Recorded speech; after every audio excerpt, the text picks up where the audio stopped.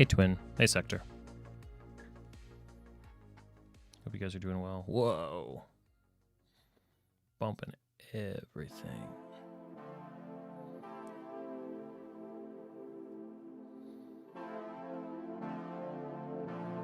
There we go.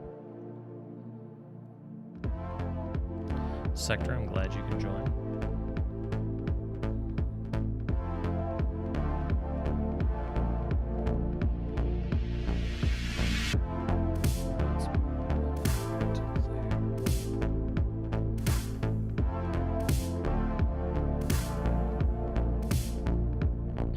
Thanks for keeping me honest on the stream command. I'm good. I'm good. This tower is just going to be in the way.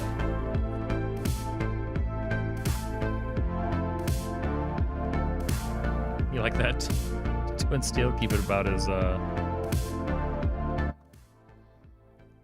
as straightforward as I can.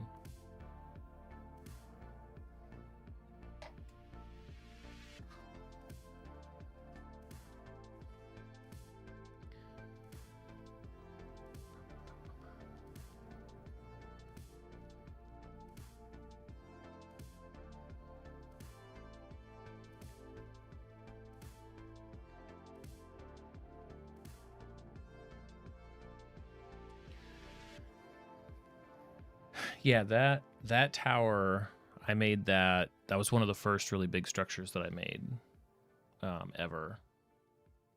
And it's still useful.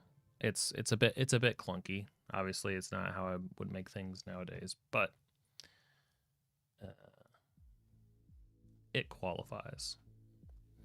Straightforward, unobfuscated. That's a good way to put it. Unobfuscated. I feel like I need to find here, maybe this is the issue.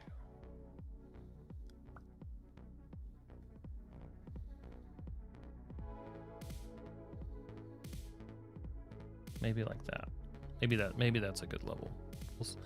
We'll see how that level does for the music. I like to have some sort of thing going in the background. If it competes with my voice, you guys just let me know. In any case.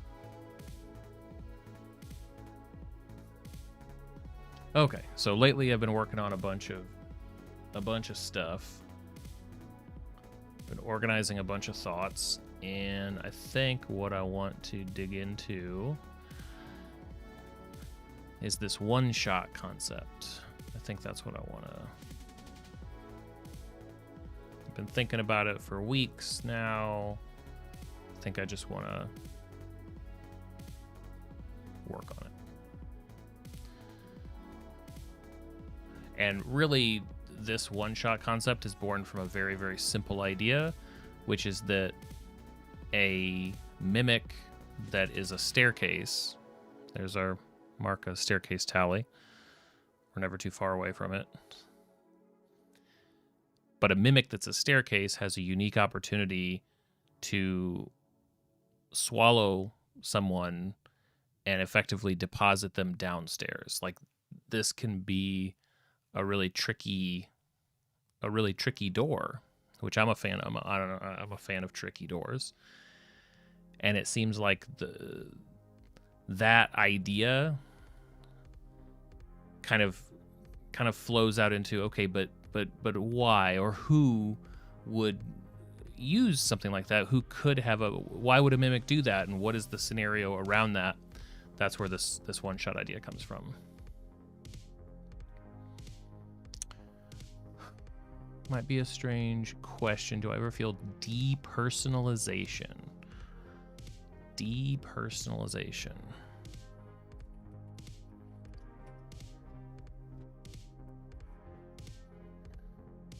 Oh, so sort of like an out-of-body experience, but more of like a continued, like a prolonged detachment. Not for very long. I would say that I every now and then have those sort of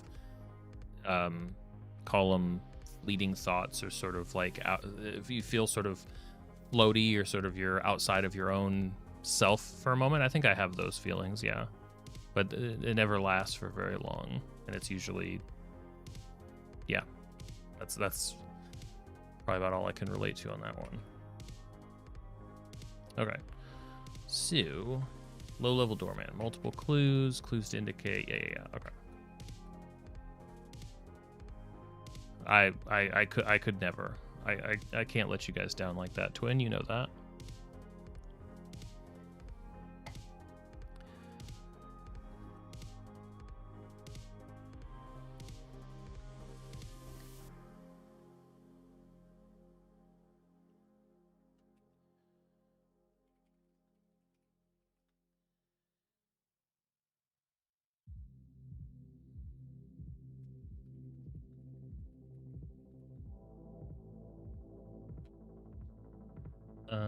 A mimic staircase.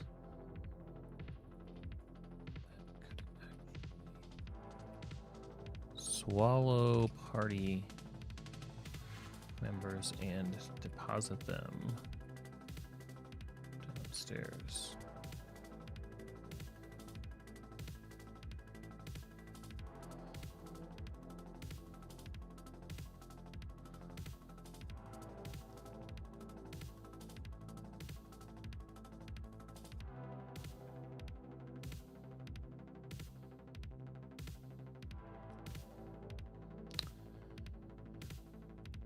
Monster that could actually swallow party members and deposit them downstairs. Like a very tricky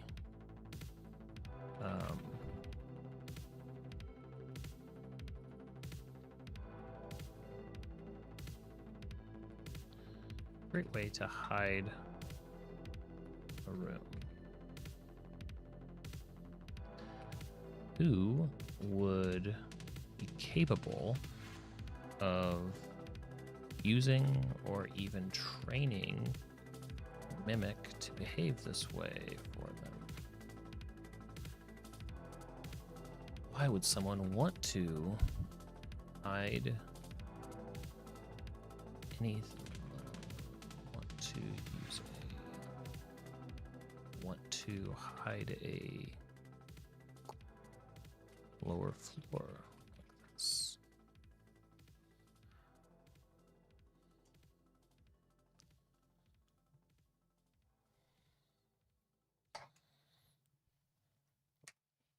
Obviously, how could the party figure out that this way that this is that Mimic monster is a door?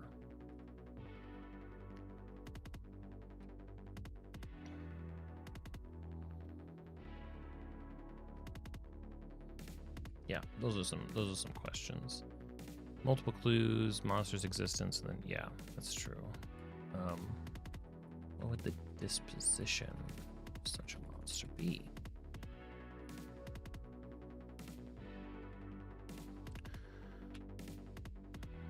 And then I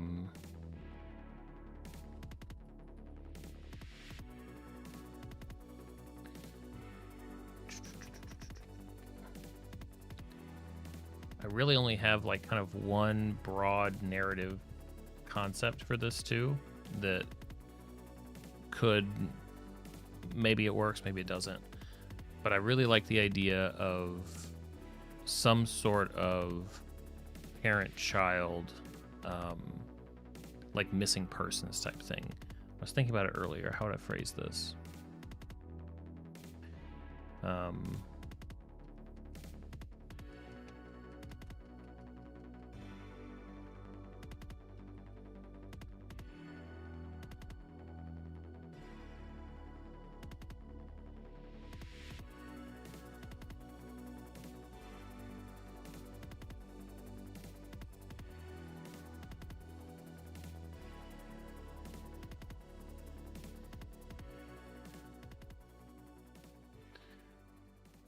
Yeah, I feel like there's a cool story of,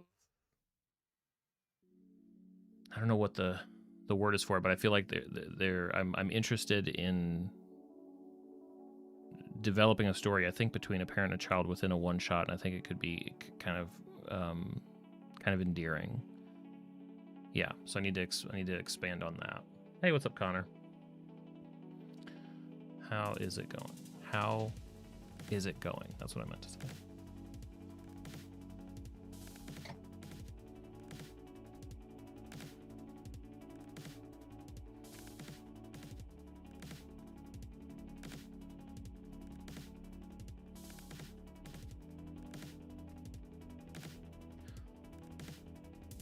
So I like the idea of this being, I think I like the idea of a pretty low level one shot.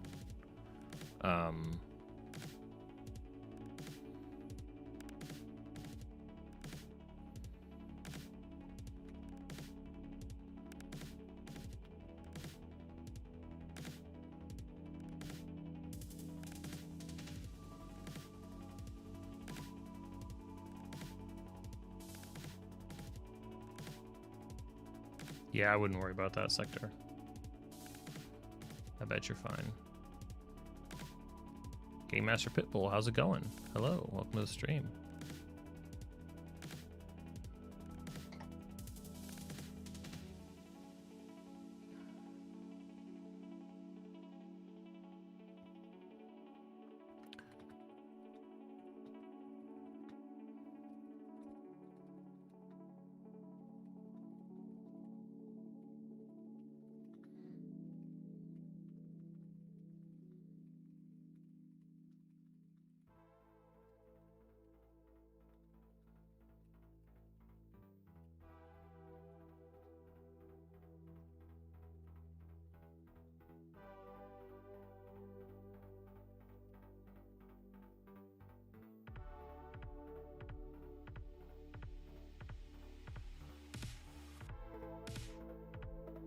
Party is picking up odd jobs around town to make a name for themselves and make some money. The sheriff is offering bounties for any found missing persons, and this one is embarrassing. Not only is the daughter missing, but the daughter, apparently went missing while trying to track down their father, who is also missing.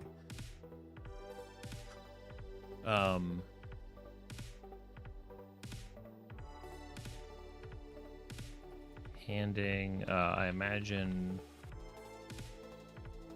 handing a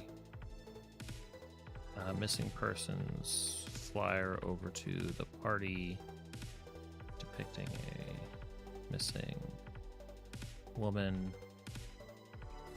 and then passing over a second one depicting a missing parent as well.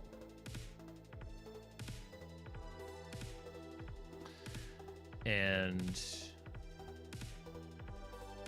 the parent who originally went missing could be effectively some sort of a zookeeper is not the right word, but some sort of a researcher of odd creatures, almost like a was a something how to find them, the is the Harry Potter sequel that didn't work, Fantastic Beasts and Where to Find Them.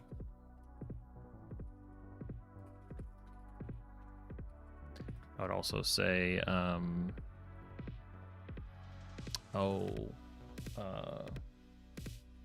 Willy Wonka also.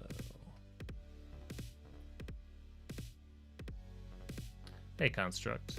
Yo to you too.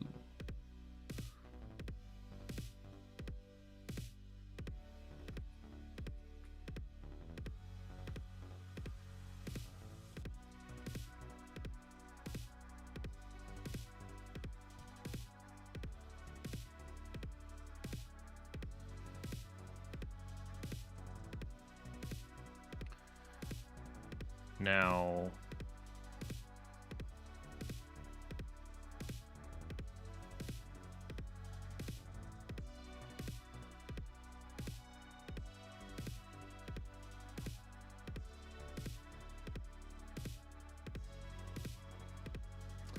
when the one shot, or when the single session adventure wraps up, there should be a couple of story threads the party may want to continue to pursue.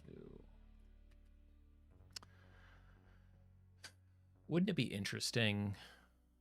Wouldn't it be interesting?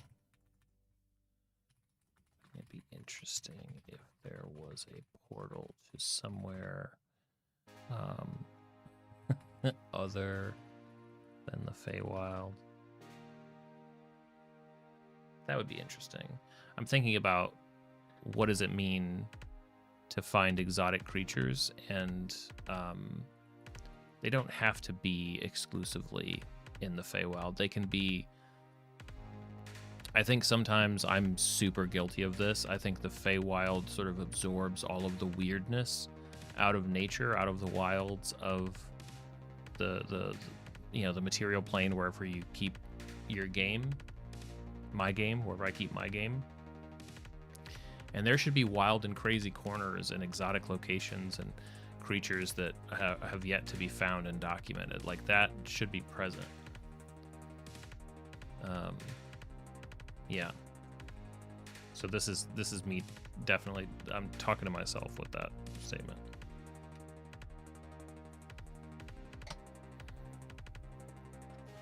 What if the missing person venture isn't fully concluded? Maybe the child and parents' whereabouts become known. Maybe they are still trying to find something or someone we could help with.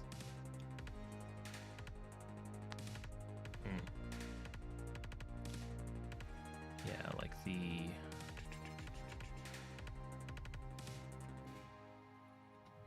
father was obsessive. Let's just say the parent. Parent was obsessive.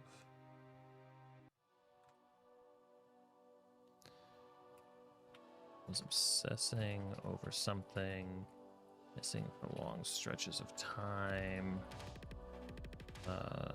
Child was worried about them. Parent was looking for something or someone.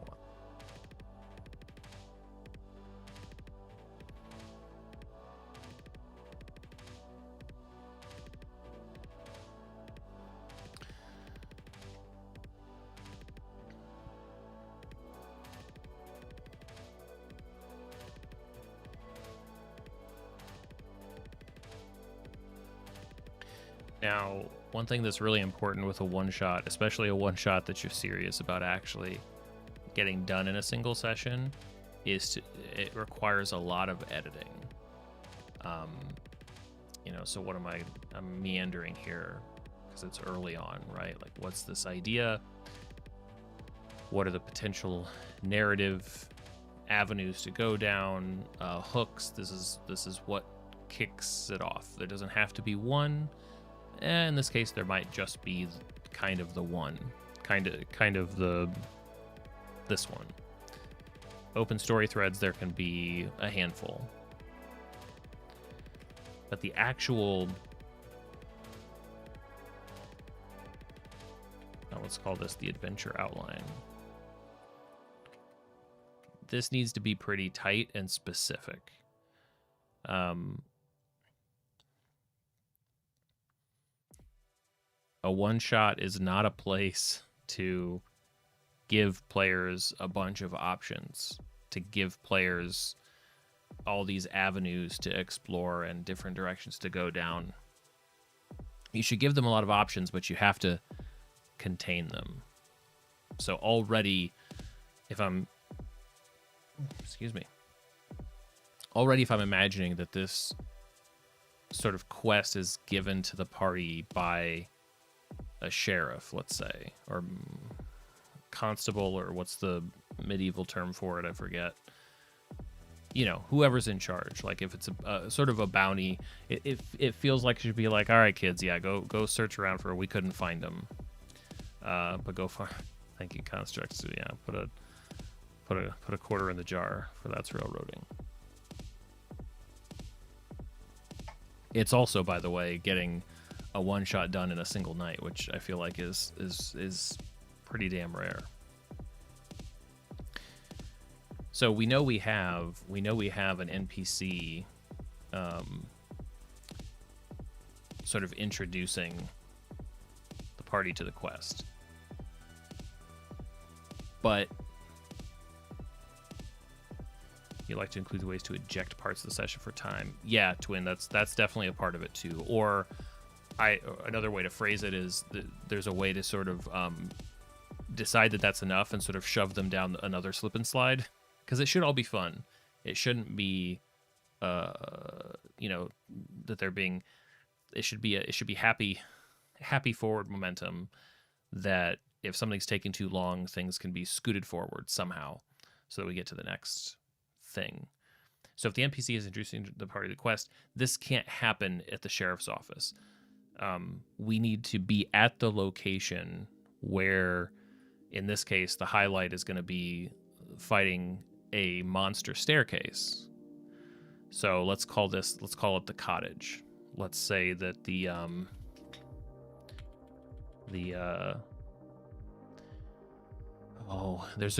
let's just call it the researcher's cottage. Researchers. That's where we want everything to be. That's going to be where it all happens. So this introduction is going to happen posthumously. This is a memory. We're putting them at the front door of the cottage at the beginning of the one shot. Keymations, hey, welcome to the stream.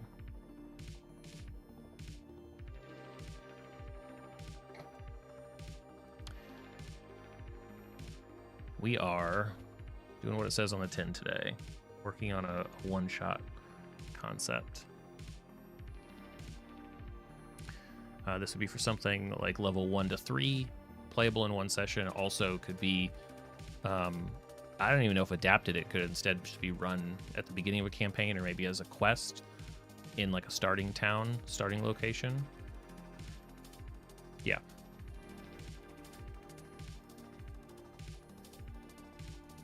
Thanks, Construct.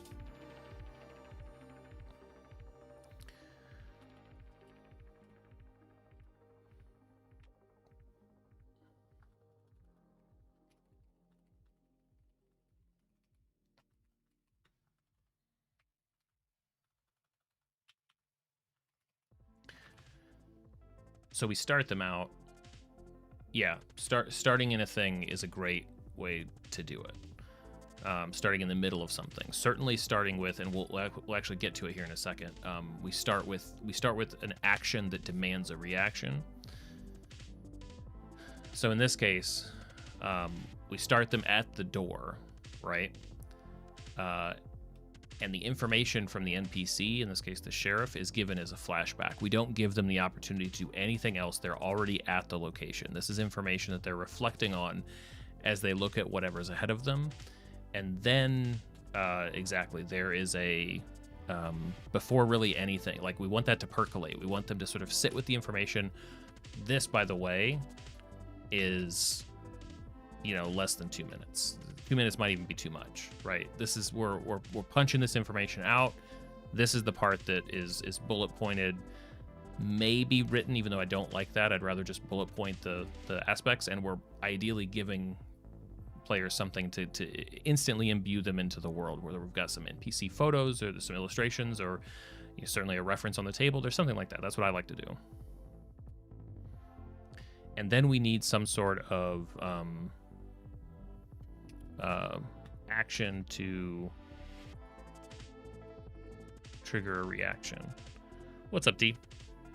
Action to action that demands a reaction.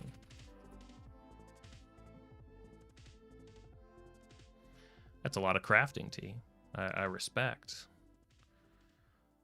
Yeah, we want action that demands a reaction. We don't want, if we want the party to explore and try to find a missing person, we don't want to put them at a location and then go, okay, so then what do you guys do? That's if you ever find yourself saying, so what do you do? Like, it's fine, like you can work through it, but it's also a little bit like, oh no,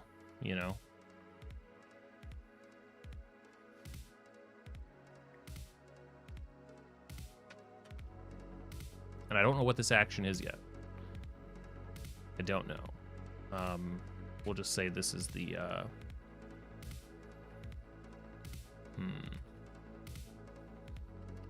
let's call it part 1. Generally speaking, there are 3 parts.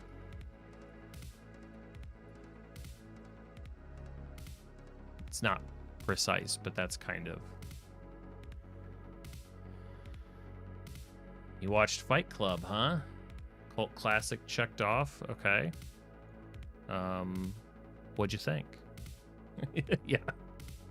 That's fair. That's fair.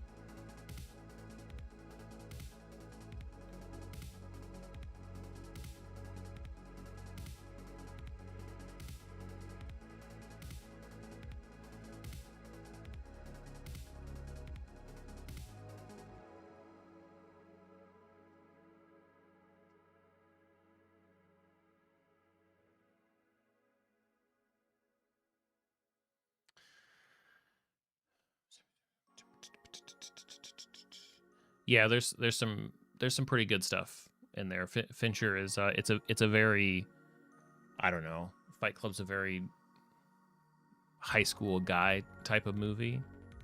But Fincher, there's some really good foreshadowing in that one. Halfway through Moneyball. Moneyball's fun too. Pitbull, what else is happening at the cottage? Yeah, so in order to justify, the big idea here is that a mimic staircase is acting as a doorway. Because a mimic staircase, if it swallows you, could deposit you downstairs. Like, the mimic is the only thing that can actually allow you downstairs. So it's kind of a fancy locked door. Hey, Schweens.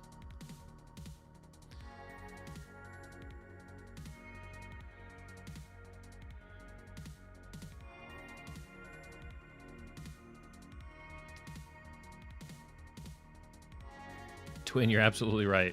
So many people missed the entire point of Fight Club. Yeah.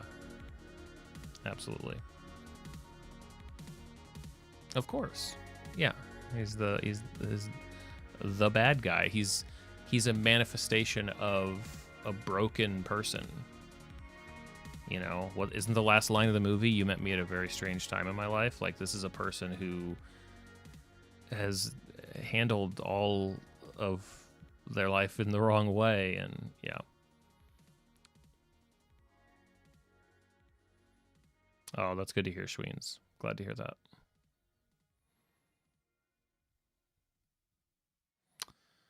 Yes, Jared Leto. So in order to justify that there is a mimic that is sort of acting in accordance with somebody's wishes, the person that owns this cottage, the person that owns this mimic, has to qualify. It could be a wizard. It's kind of overplayed. I think I'm more interested in sort of maybe like an early years Wonka type, or maybe like the guy from Fantastic Beasts. Like, this is an exotic creature researcher. This is somebody who has an affinity for curiosities and unexplained stuff. All right, Construct, see ya.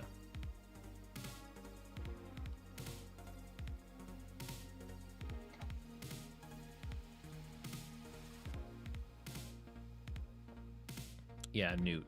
Yeah, I should just use Newt.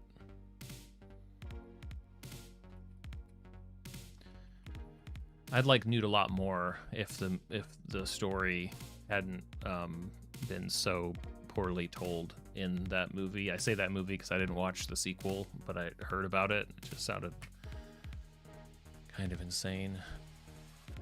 Okay, so the parent who originally went missing could be a researcher vodka. It's more of a... Yeah, cryptozoologist.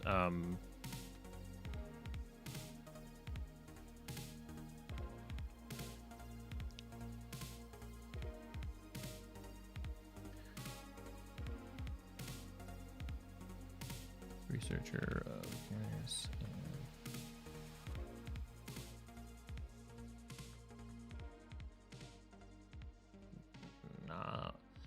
Phenomena. I got there. Phenomena. You saw half the second movie, disliked it, never watched the third. I didn't even realize there was a third, but that makes sense. Yeah, the character was solid. I mean, they talk about having like a great character concept and a great actor, and then just completely flubbing the story. It should have been like the furthest thing from feeling like a Harry Potter adventure with like those characters. It should have been its own, like, if you have the opportunity to expand on a world, right? It's like, go explore some corner of the wizarding world that nobody's ever seen before. I mean, maybe hint at something tangentially related to the bigger overarching story somewhere, but certainly not make it the focus. I was so disappointed by that in that first movie.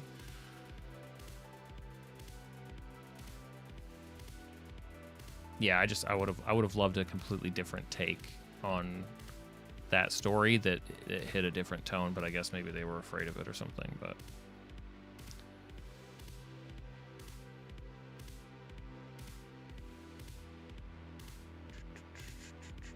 Tatooine,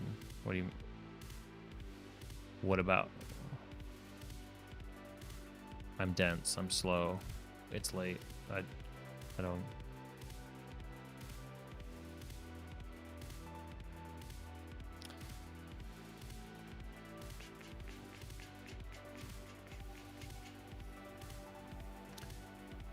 In order to have the most fun with this mimic, this concept, it needs to be a puzzle that can be solved. It needs to be a puzzle that somebody, the goal here, this is actually the big idea.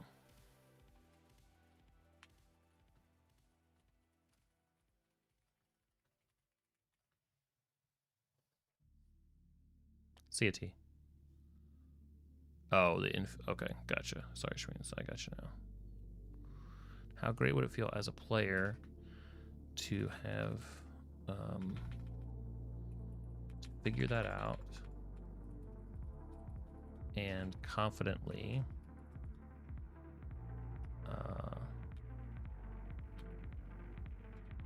to figure that out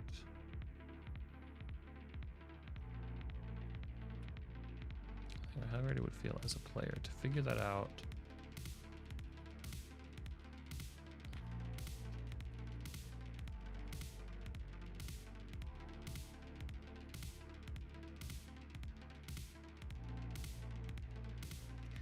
like a lot of I think fun ideas for adventures come from this thing where like it's kind of like I feel like it's almost like a magician's trick, right? Can we create, is it possible to create this moment, or to allow this type of moment to happen where somebody gets to feel sort of like a genius / like badass, right? How great would it feel as a player to figure out that this mimic is effectively a puzzle to be solved, allow yourself to be swallowed and end up in the hidden floor below? I feel like you'd remember that type of moment. Now, granted, not every player can have that experience. Maybe they can. Maybe they all try it together, right? But to try that and be right, I feel like would be really, really cool.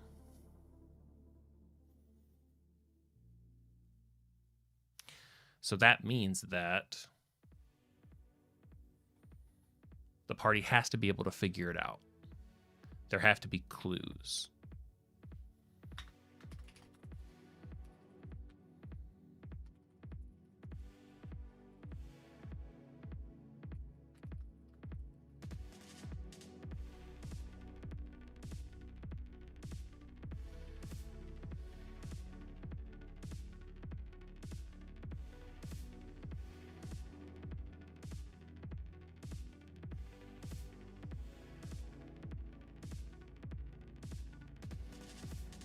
I think mechanically there probably wouldn't be a difference, Schweens. But but that's good in the context of the adventure, because then it doesn't get stalled, right? So if we went to the outline,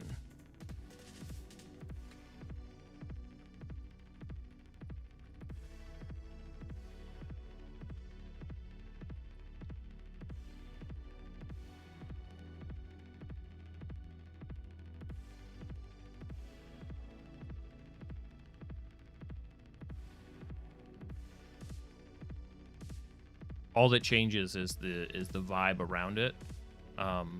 They're either going to have some suspicions and take that chance, or inevitably they're going to be swallowed up and think that that's the end, only to find out, oh, and there's a revelation a different way,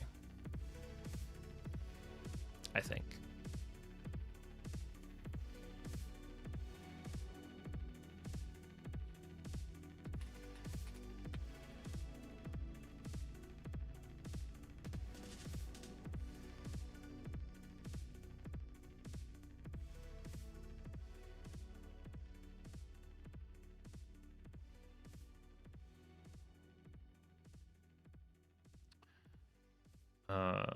Jars with exotic, odd animal, one mimic, and liquid. Yeah, you're thinking the right direction, Pitbull, for sure. Hey, Knight.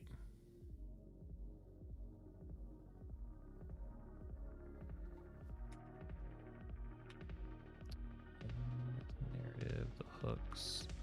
Let's put it in here.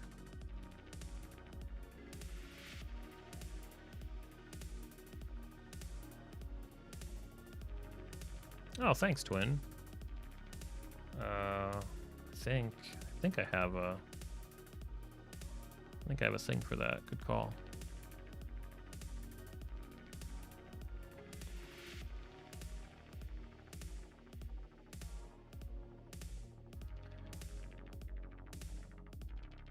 So clues are so important.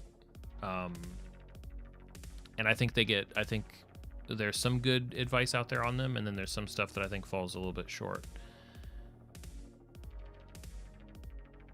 And it's a test. It's a play test thing. Nothing's ever perfect. There's always a slightly better way to do it.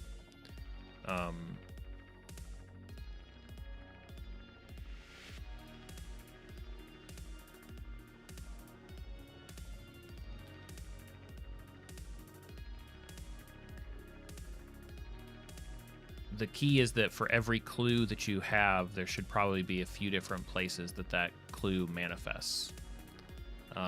And so you'll see, we're going to expand on this. There's going to be, the idea is to almost create a scenario where you can't walk 5 feet in any one direction without bumping into something that's going to be suggestive of, you want to give a lot of opportunities. That way when the players grab a few on their own, they feel like they pieced it together with, like, only they could have pieced it together in that way. That's kind of how it should feel. So perhaps there is a creature feeding schedule.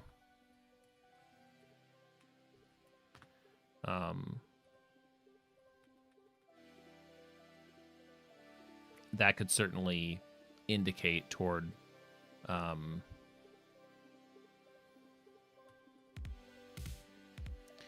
some sort of a list or accounting of the number of creatures in the cottage, right? Are they tagged?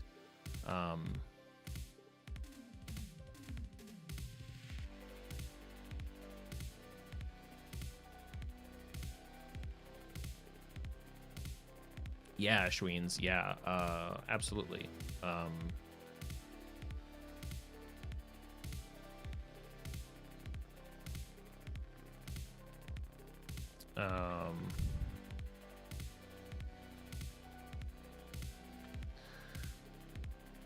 Let's just call so like in this case, one clue is that not enough creatures here.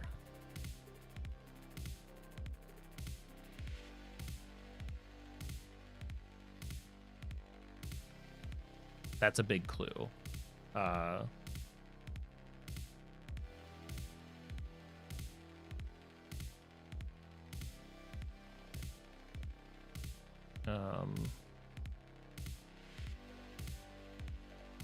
Try to be generic with these ideas.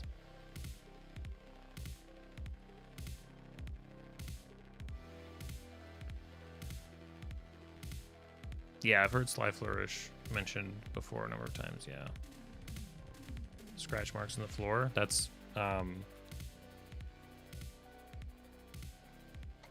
yeah, I would say maybe like be like signs of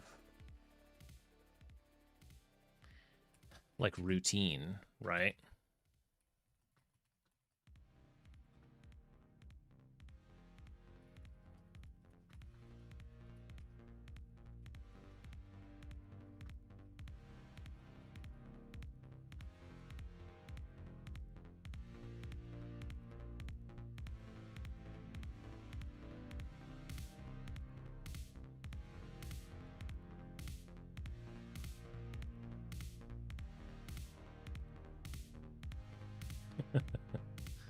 Yeah, and that's another good point too, is we can take sort of clues from being subtle to more extreme ones for sure. Not enough creatures, the signs of routine. Yeah, probably signs of routine actually. Notes on creature behavior.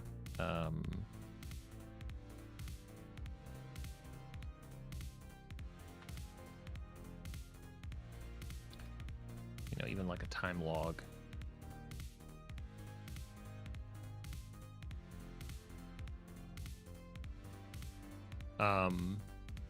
Signs of routine, and then a really solid clue for something like this stuff is any sort of I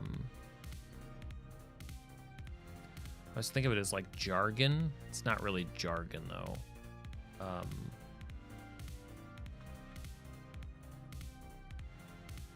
But personalized messages, like back and forth, right? So there could be notes left for someone in the know.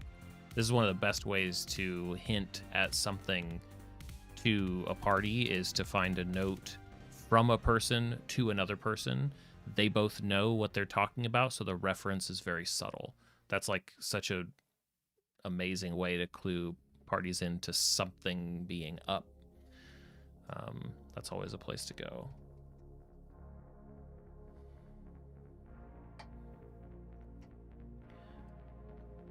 There could also be I don't know what to call this. You know, call it the five senses, right? So there could be a smell. There could be odd sounds from below.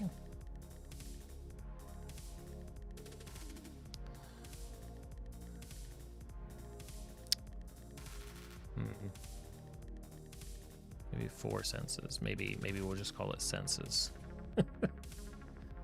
Not sure that there's a way to use taste necessarily to indicate something. There could also be like, I mean, again, some of this we're reverse engineering because I don't necessarily even know what's downstairs yet. But there could be, you know, tremor or a shake from down below.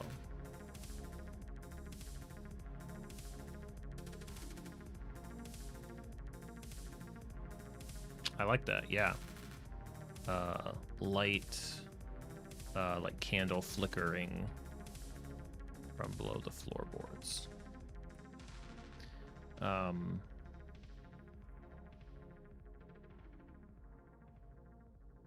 something else. Oh, like or even like a wind or air temperature change near the floor.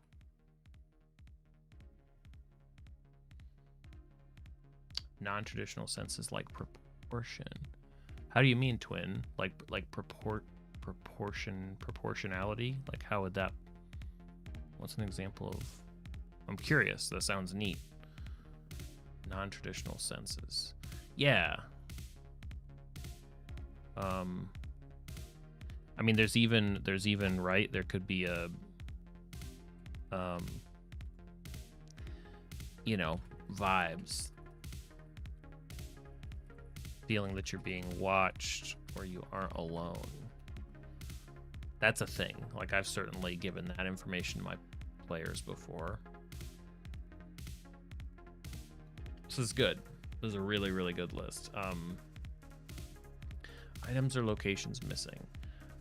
It could be, I mean, perhaps somebody meticulously, you know, labels, cleans. Some items are missing.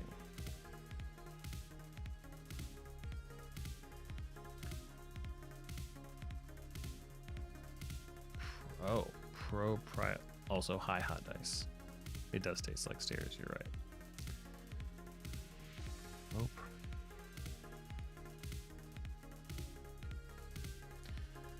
Proprioception is the sense of body position and movement. It's the body's sixth sense, a subconscious process that allows you to know where your body is in space without seeing it. Gotcha. Okay. So this would be almost like a maybe another tangential, at least, to like an equilibrium, or like people lose their balance and things like that.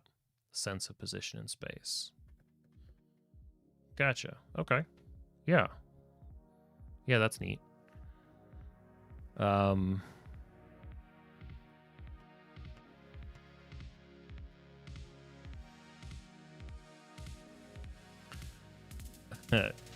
Some equivalent to, this would be a really easy one.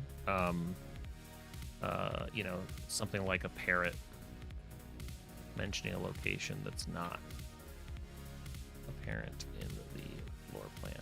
You know that thing? It's like a trope, floor plan, of like somebody's parrot repeating things, and you know, giving the game away to the detectives or whatever.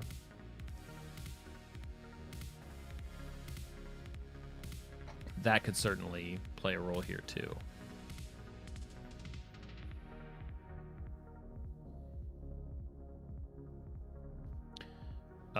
This is also great for a throwaway line. I love this kind of stuff. It's not that, again, we include so many things because we don't know what the party's going to catch on to, but it also gives us the affordance to put in things that are super subtle.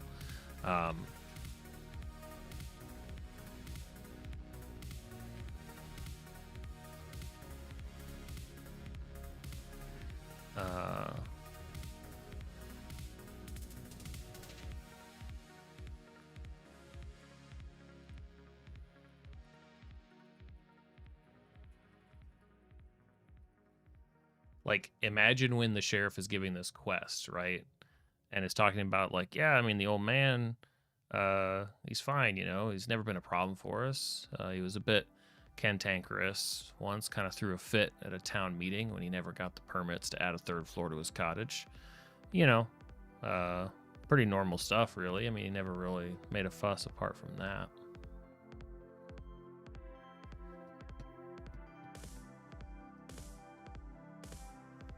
Yeah, or exactly, twin, or like some type of creature that we can sort of assign similar traits to, because it's beginning to feel like this place is probably going to have weird kind of oddities and curious creatures that probably wouldn't map precisely to, you know, parrot, dog, things like that, but like that type of creature, right? A dog-like creature. Okay, tons of good ideas here.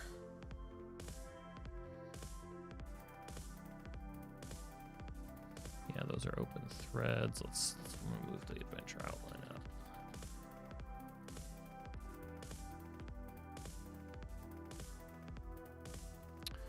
Now we could also, just had this thought, actually, let's move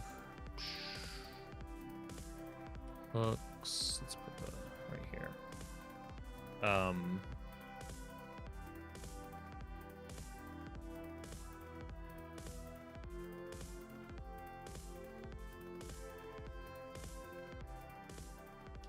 We could also borrow a cool mechanic here, because again, I like the idea of the quest being, because it's a fairly dry adventure concept, right?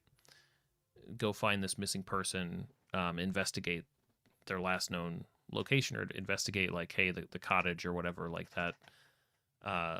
Boy, that doesn't sound very exciting. So it's got to have to be a very weird place. It should be a pretty weird place. Oh, sorry, I just thought of another clue concept. This is kind of related to the stuff that you guys were saying too, but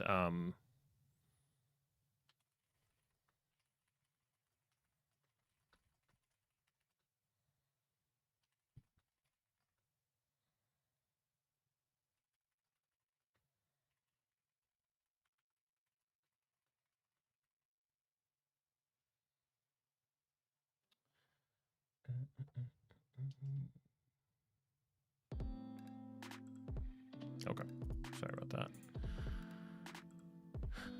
One way to keep to make this feel very kind of detective investigation heavy, because I like that vibe a lot for this, is to allow this kind of like, it feels a little bit like Blades in the Darky, right?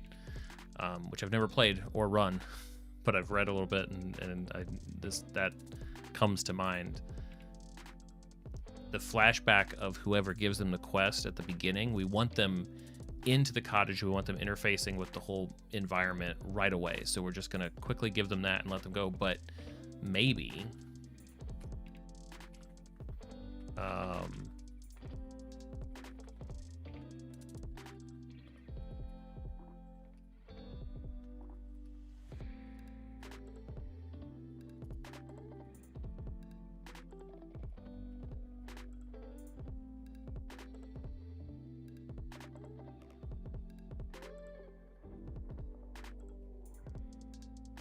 so maybe, and this is also great because Extra, how's it going?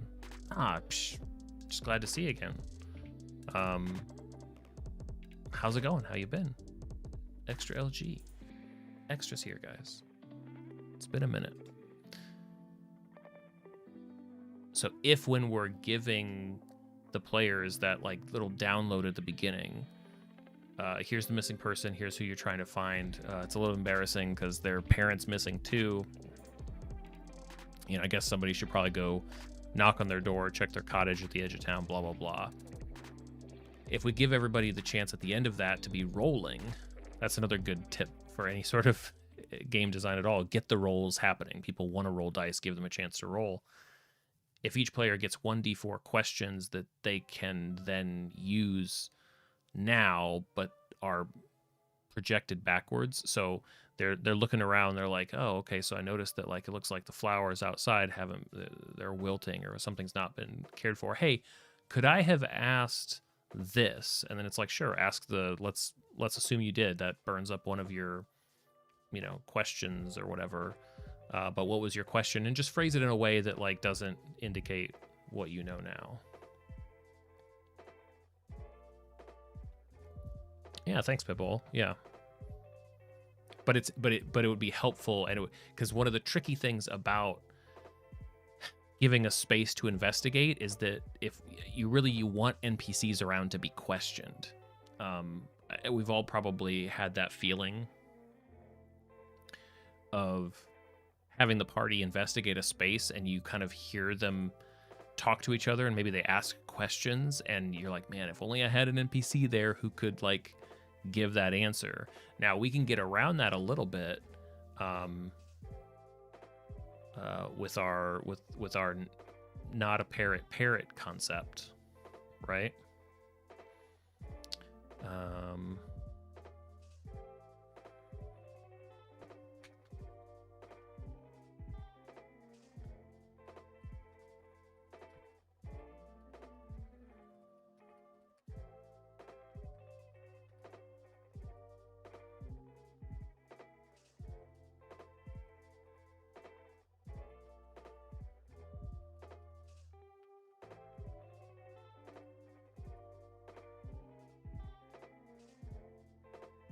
Oh, using hit dice for that? That's cool.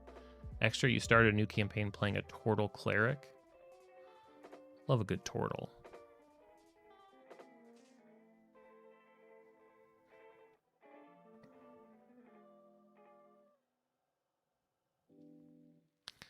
But back to what I was saying.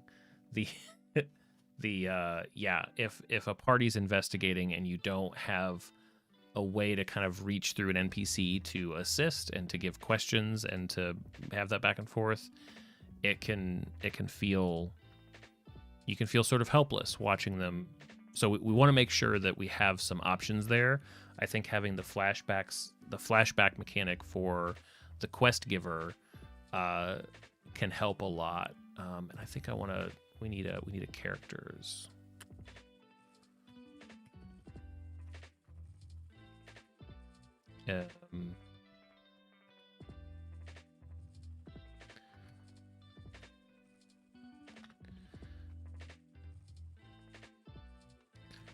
For a small town, this official seems particularly exhausted and overworked.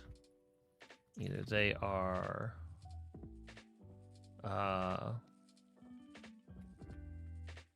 maybe this isn't the role they want, like a baker in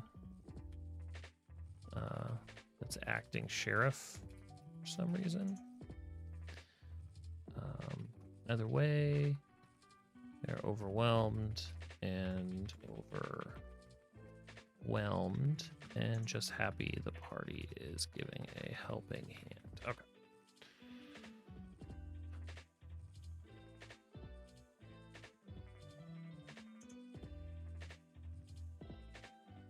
I wanted to list out characters because of, well, anyway. Yep.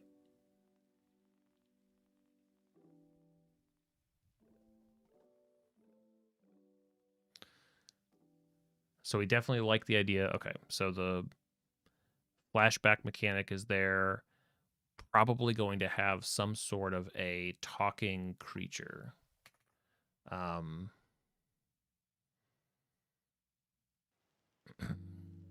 don't want to use like I guess mimicry.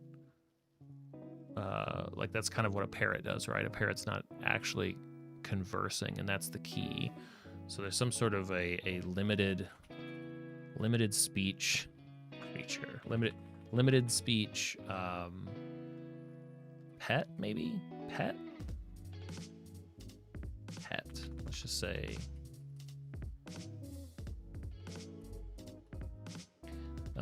like a parrot. This creature will respond cryptically to certain topics.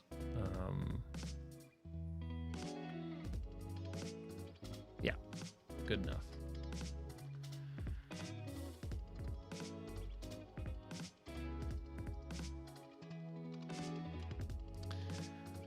We have a researcher of some sort. Talking baby crocodile, go straight for what was that, Loki season 1? Did you guys like Loki? I thought Loki was pretty great. The crocodile variant Loki was a nice touch.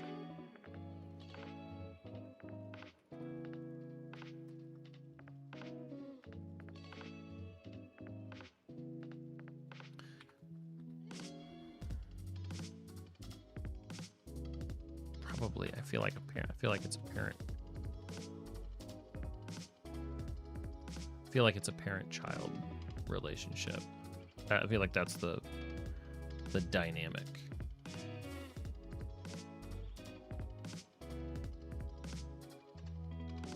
Gotcha. I've heard a lot of people did that. Pitbull, yeah. It was pretty fun as somebody who's pretty squarely into timey-wimey stuff. You know, can't pass it up.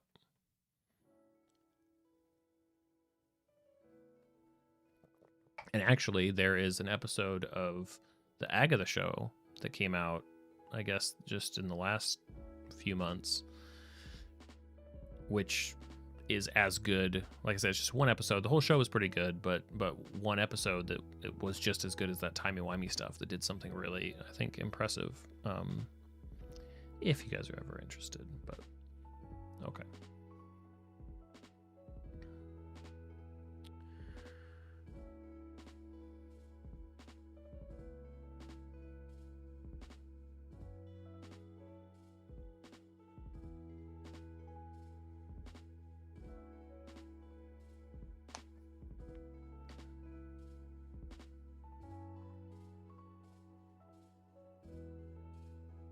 Hey Jesse, how's it going?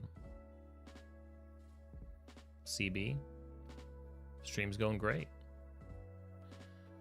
Making some progress. Got about 700 words here on this one-shot concept that I didn't have when the stream started, so I'm happy about that. Magnus06, how's it going? Welcome to the stream.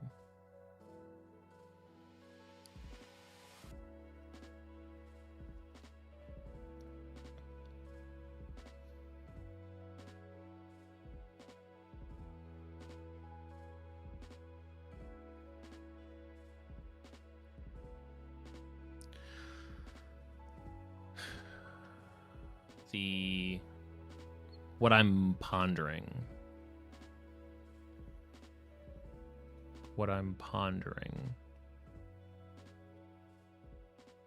I think it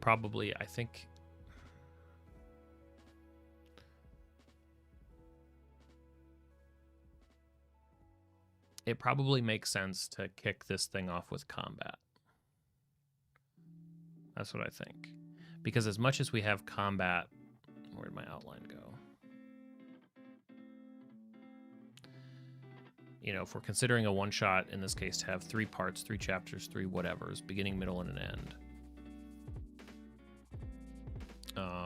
Here, let's just... Some of this is not really...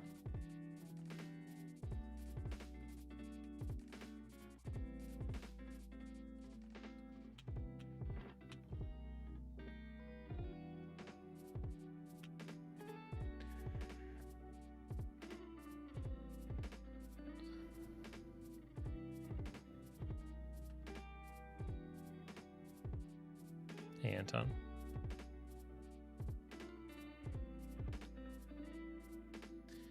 It could be the aftermath.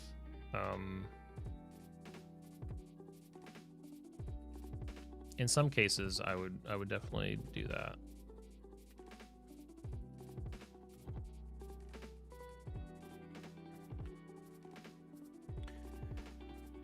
Well, what I'm thinking is, so in this case, the big idea is that the party is finding somebody who's gone missing. And so we want to set the tone initially. This could be fun. Like, okay, so maybe this is how, basically what I'm describing is a story. It's just a storytelling technique, but we can use it in the intro to make kind of a cinematic moment before anything else has even happened. So somehow we call attention to their location at the cottage, maybe the door of the cottage, right? Maybe we even imply that they're outside and about to begin exploring this place, and we use that as that's the focal point to kind of flash back for a minute to indicate that somebody gave them the quest giver, the sheriff, whoever it was, asked them to go investigate this location. But we have that action that demands a reaction that we need to really kick in. Like, we have that some little bookkeeping we can do where it's like, okay, everybody roll a 1d4, and this quest giver, the sheriff, you can ask them questions at any point, because we've already established that you're at the location and you're at the door. But maybe the action that demands a reaction as we finish our little, hopefully like less than 2 minutes of kick. We don't want to spend a bunch of time. We want to get to the fun part, which is the interesting stuff.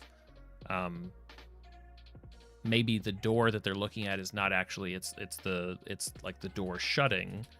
They're inside and hearing creatures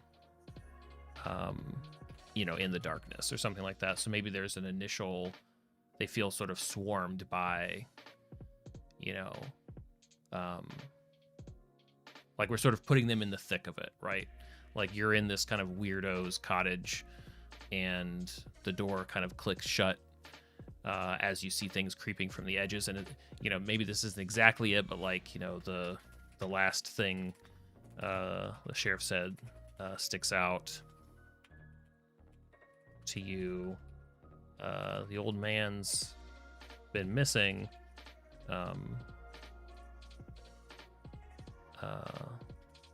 But I bet his, creepy crawlies are still there. Something. We can rewrite it, but hey, it is.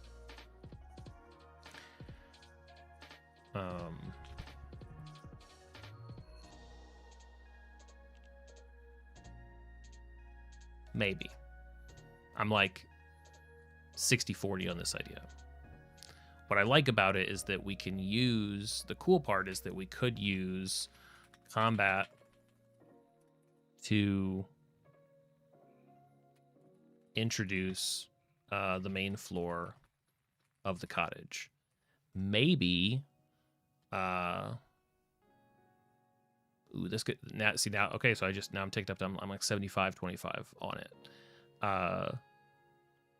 Maybe it's more about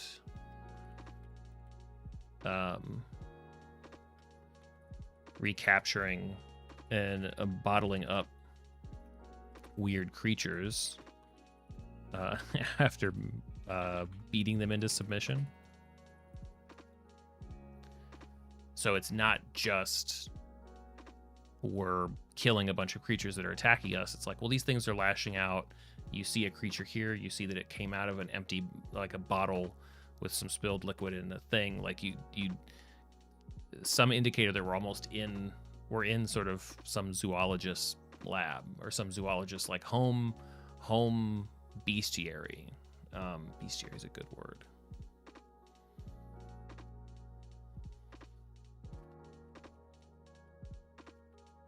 Bestiary? Bestiary. Ooh, yeah, the Pokemon approach. No, this works so well because this goes into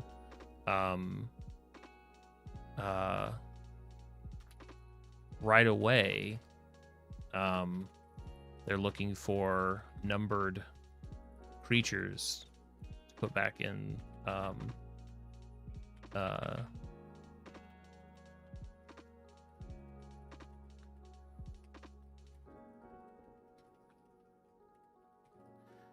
right away they're looking for numbered creatures to that basically becomes the primary. That's the action that demands a reaction. Is this place is a bit chaotic and also we could be attacked by them. We need to capture all of them. It's like, okay, we've got 1, 2, 3, 4, 6, 7, 8. Wait a minute, where's anybody? And now you've got another reason to scour the place looking because nobody wants to be attacked. But number 5 was never in a cage to begin with, right? Pig 1, Pig 2, Pig 4. Yep. I love it basically. So now I'm kind of thinking this could be a really fun way to do it, especially because also reinforces the nature of this one shot, which is that not every creature is an enemy or needs to be destroyed. Because the mimic that they're going to find is actually a puzzle, not necessarily a monster to destroy, even though they could do that. We need to figure that out.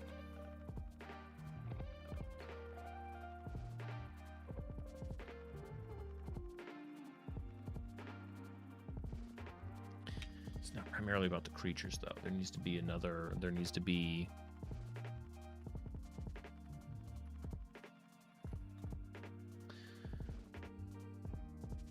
piecing together what? So the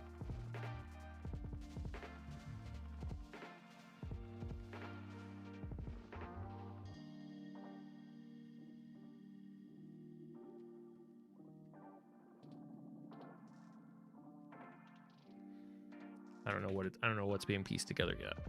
We'll get there.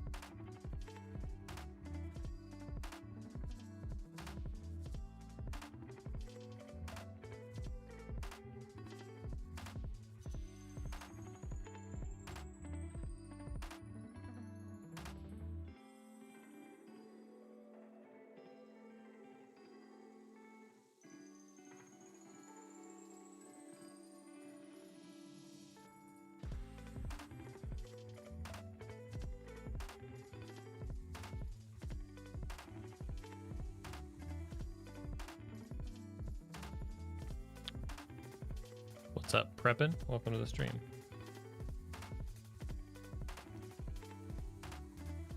Professor Oak. What did I just see? I think it was it must have been a comic. I don't know if it was like a set of illustrations. Maybe it was a video. Gosh, I wish I would have saved it because it was great. But it was like the beginning of the first Pokemon game where Professor Oak is giving the creatures and introducing you to his nephew or whatever. But it's played more from the narrative perspective rather than like the gameplay. So it's showing these events where it's like, like Professor Oak going like, "I'd like to introduce you to my grandson. What's his name?" And the characters, the grandson's like, "Grandpa, you know my name." Like, what's his name? It's like, "Grandpa, this is, oh no, like it's happening again." It was cute, because it is a bit weird to play that where it's like, wait, what do you mean? What's his name? Don't you know his name?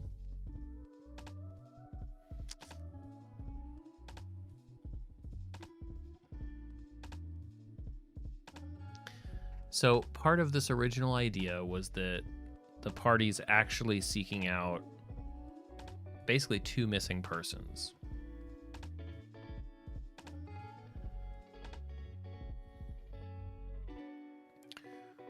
Because narratively,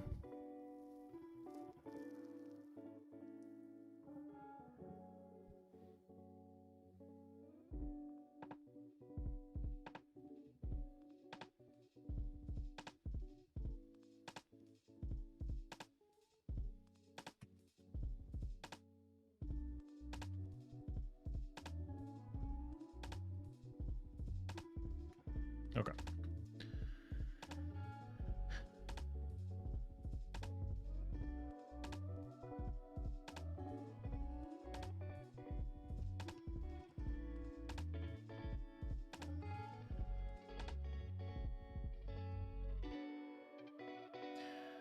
So if the party is tracking down a missing person, they sort of have to find the missing person for it to be narratively satisfying. If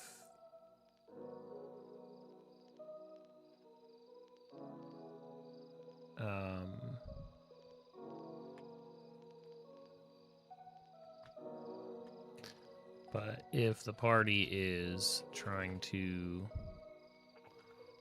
or at least an explanation of where the missing person is off to,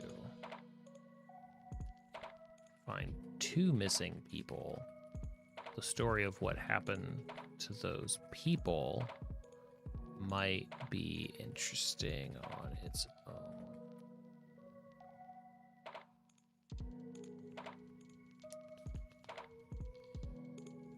Or at least, like, originally I was thinking that this whole thing could be a fun way to hang some sort of a mended relationship story. Like, that was another thing that is kind of floating around in my head with this. Because it's sort of an awkward, it's sort of a strange thing to be like, well, this woman's gone missing, but actually she went missing trying to find her parent. So I guess they're both missing. It's like, oh, okay, well, what happened, right? And in that case, part of what also can provide clues here is correspondence. I was mentioning this before. I think I listed it under jargon, which is still true.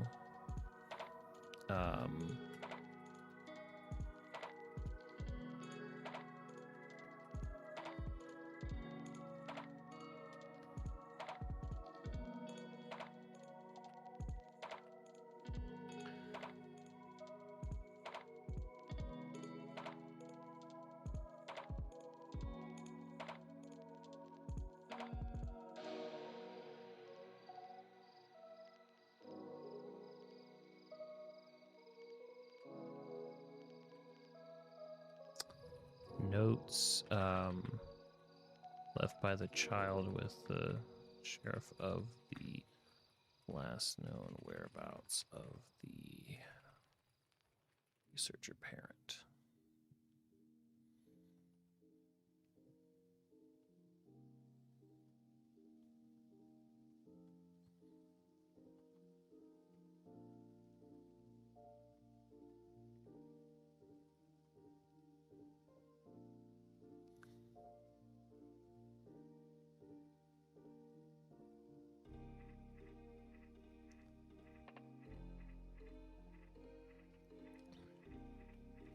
So,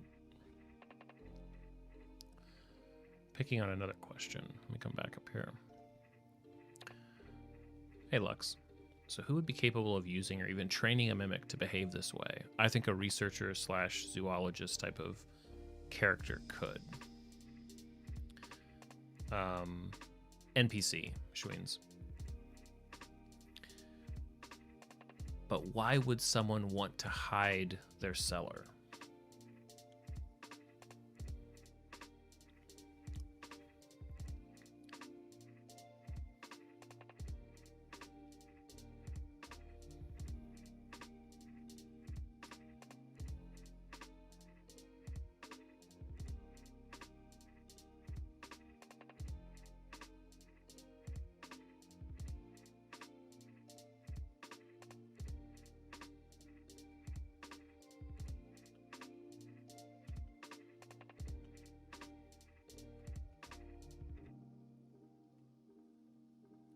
Could be a predator. Let's explore some of those. What could be in the cellar that's worth hiding? What's up, Chatterina? Welcome, welcome, welcome. Something truly monstrous. I was thinking originally a sort of a gateway to exotic locations, maybe even the Feywild. That would be worth hiding just for safekeeping. Maybe it's hidden. Maybe it's hidden in both directions.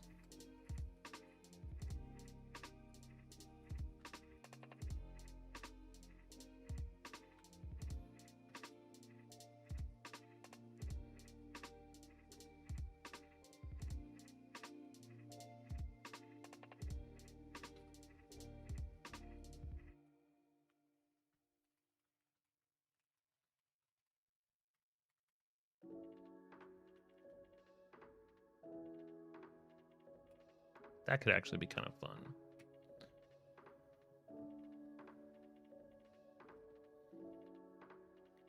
Ooh, illegal research.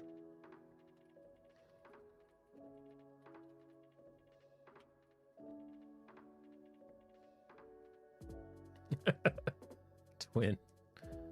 That's where the family is. Okay, so what if? Just as a what if.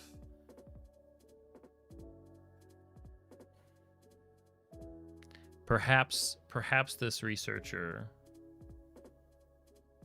has a way to go to these places. Well, yeah, they have a way to go to these places. They have some sort of a, portal like device. They can go to these exotic locations and they can care for these creatures. But they're also very responsible, or they try to be, right? I'm very protection, very prepper minded, right? And the last thing they want to do is introduce any threat to their town. So perhaps their cellar really is kind of inaccessible. Like, what if the whole thing is basically bricked up and the only way in is through the secret mimic entrance? What if there's no way back out? What if, like, once you're down there, you're, like, like that? Okay. Where's the, maybe I just need to start moving these notes under the quest giver.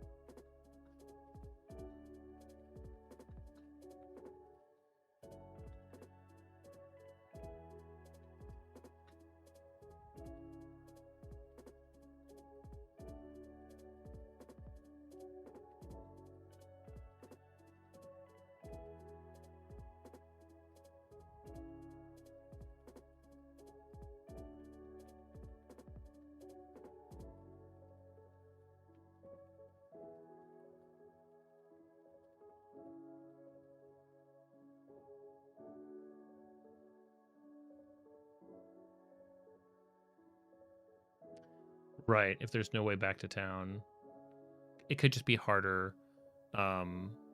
So I kind of feel like from a one-shot perspective, it doesn't really matter that it's a one-way passage. For an adventure, yeah, it probably needs a bit more. It needs a little bit more. It doesn't. So here's what's acceptable to me. This might not be acceptable for everybody's game. I'd almost rather it be a one-way passage, but they have choices about where those one-ways take them. And yeah, one of, like, some effective mechanical remote device that allows them to select which channel they're going to. Is it going to be the Feywild? Okay, that'd be pretty intense for an early party, but hey, maybe they would. Also, they could go to exotic locations in their world, and maybe one of them is just like in the mountains to the north. Like, maybe there's a way that they can escape that, and it's just going to put them a couple days away from their starting town. That would still be a hell of an adventure for an early party in a campaign, while still maintaining sort of the, like, wow, that's crazy that's just down there. Like, anybody could stumble down there and they'd be lost, like, that could give reason for the kind of insane level of protection of kind of having a monster guard your cellar.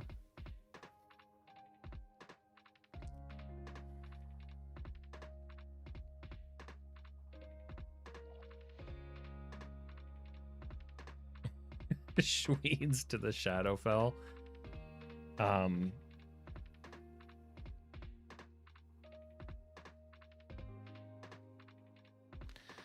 I mean, it could. Is it a? Maybe it is a monster. Maybe it's a creature that allows for like a trans like a planar travel creature or something like that. Like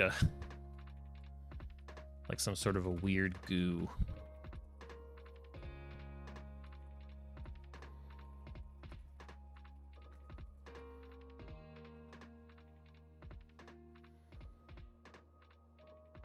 Just because that'd be kind of bizarre and different. Can't we just teleport to Waterdeep? Well, I mean, so here's the cool part, right? If we're creating this thing that the party's going to find themselves for, obviously whoever's running it, they could make it whatever locations would be conducive to an adventure, right?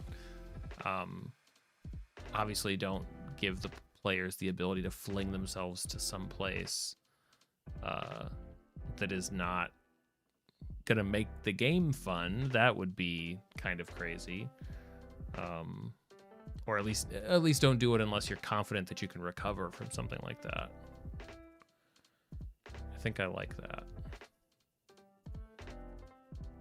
Yeah, it's like what's also like what's something that you would not expect getting down into the cellar, and it's like you light the lantern and it's like a dark like a pool, you know, where it's like what, and then it kind of moves a little bit and maybe there's a shimmer, maybe you're like, maybe you can like see these locations like kind of in the liquid, sort of like looking through like stained glass.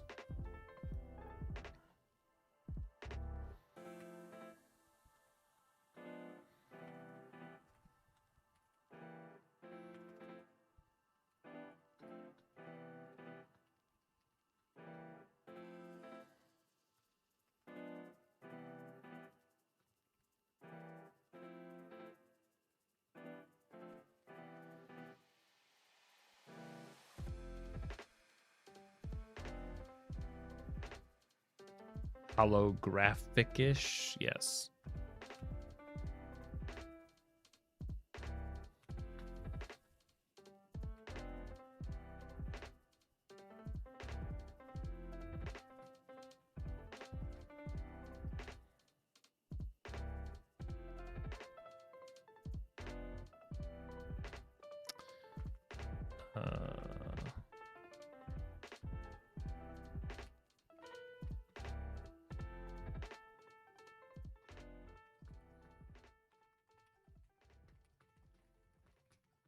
I'm a big fan of using goos in early campaign stuff anyway. Imagine something like biotech using displacer beasts. I mean the origin of this stuff could go lots of different directions, right? Like that would be interesting too. Who knows what it is? Who knows what the goo is?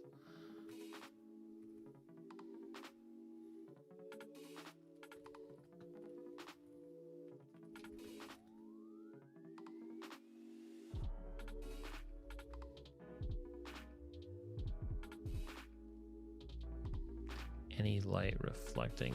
What if it was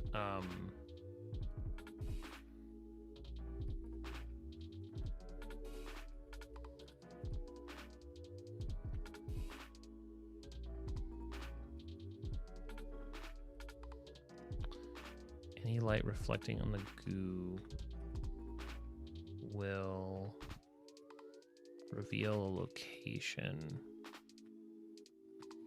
almost like looking through stained glass. What if there were different like dyed coal or what. This shows how little I know about torches. But what if there were different, you know, like, in other words, like, depending on the color of the flame that's applied to the goo, it's a different location. That could be interesting, right? Like a green flame versus something that's more yellowish, or maybe there's like a purple flame. Like maybe there's powders, or even just, maybe it's just candle wax. Maybe it's just different candles.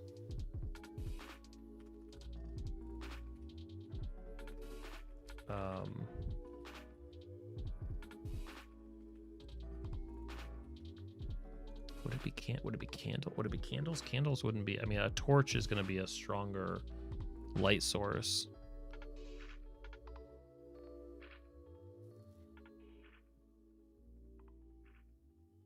Oh yeah, Chatterino, for sure.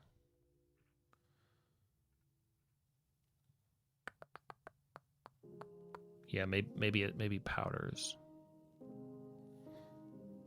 Almost like an interesting class.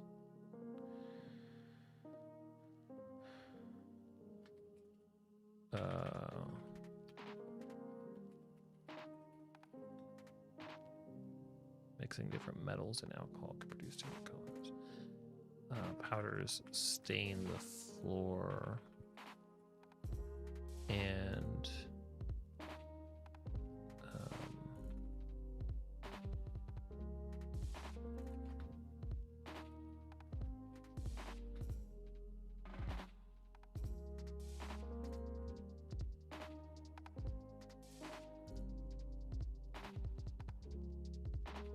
it could be food, could be oil lamps.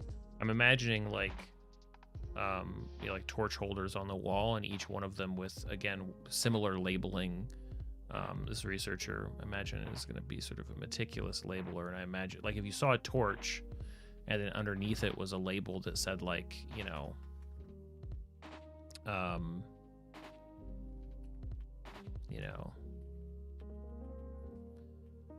something mountains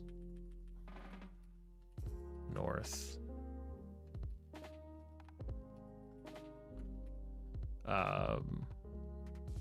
you know, somewhere like the wetlands, you know, maybe Feywild, and maybe that torch is missing. You know, something like that, where it's like if you saw torches that were labeled, you'd be like, what the heck?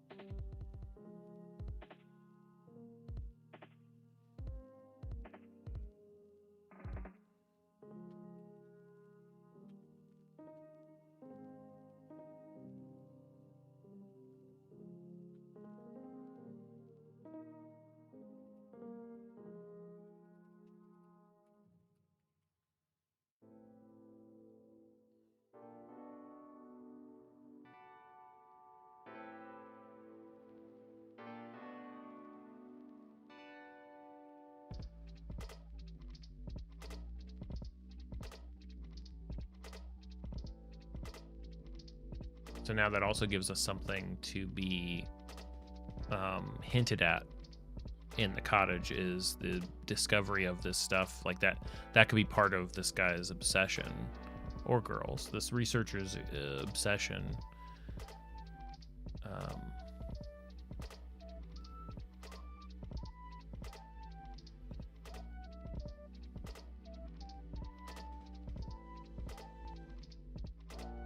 Or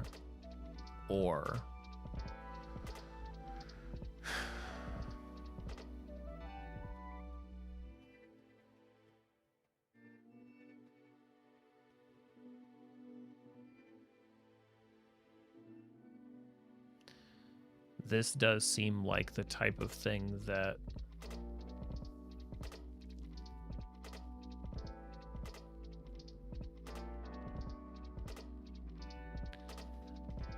this seems like the type of, this is the type of work where tragedies happen. if you had this sort of, like, this is the sort of thing where somebody could fall in and go missing in like a Chatterina, no, you're thinking of Wicker Man. But it is with Nick Cage.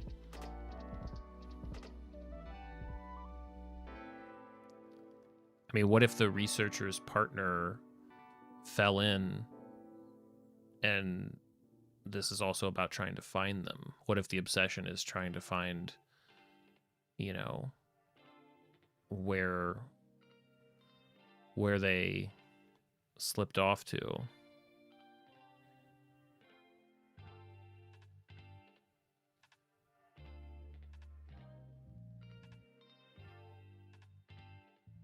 But then how could you? There would have had to have been some sort of accident.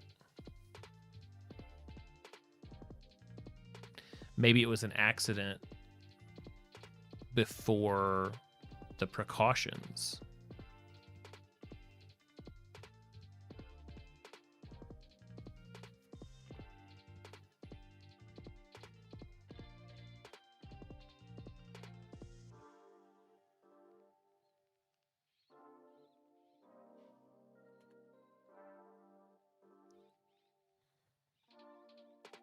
I don't remember Arcane. I still need to watch that. I watched a little bit. I got started like an episode or two, and then I fell off of it.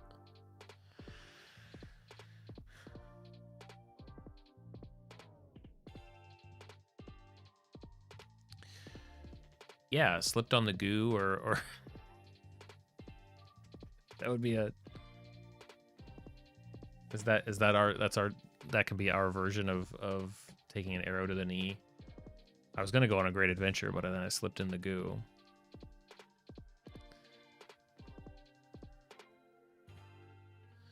Parent was obsessing over something. So researcher was obsessing over something.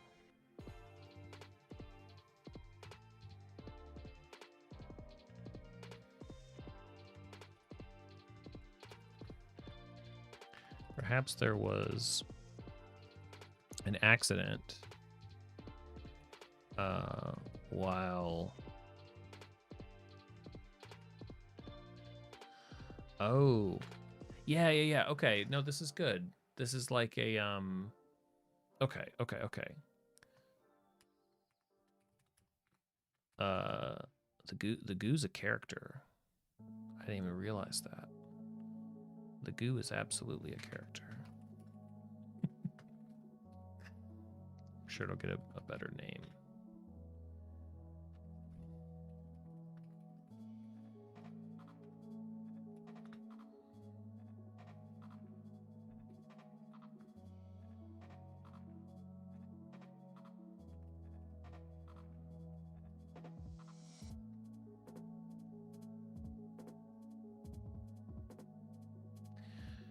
Kind of Pitbull, or rather the person who was lost is how they learned. A strange form of life that seems to exist in multiple prefers cool and dark places, or maybe just prefers quiet places.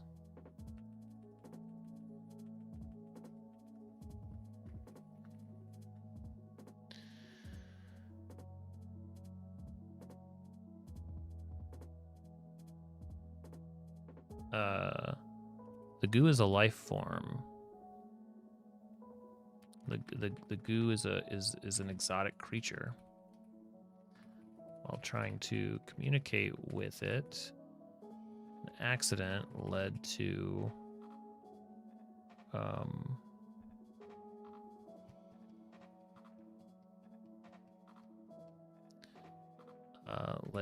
researcher's partner. So we're going to need a researcher's partner. Falling in and zapping to unknown location. Oh yeah, Flubber. Maybe researcher 2 is a parent and the kid got lost, then researcher 2 goes after them, then researcher 1 is like, what do I do now? Researcher 2 is a parent, the kid got lost, then researcher goes after them, then researcher 1 is like, what do I do now?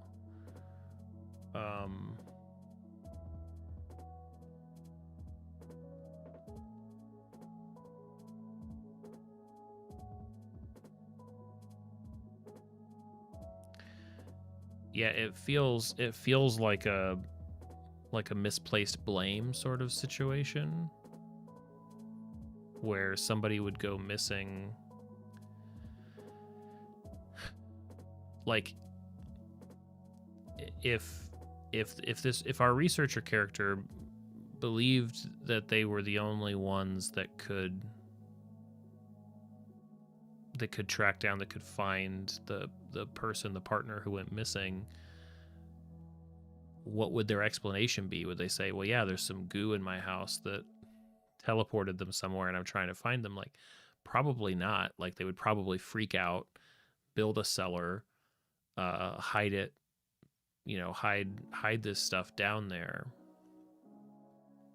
and start traveling, start trying to find where they might have gone.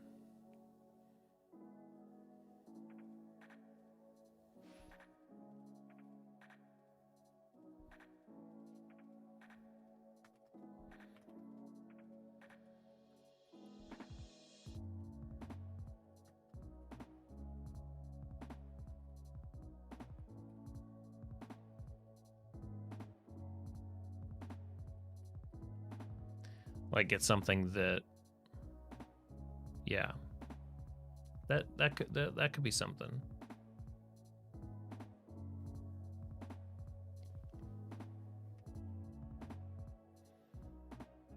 To contain the goo and to find whomever.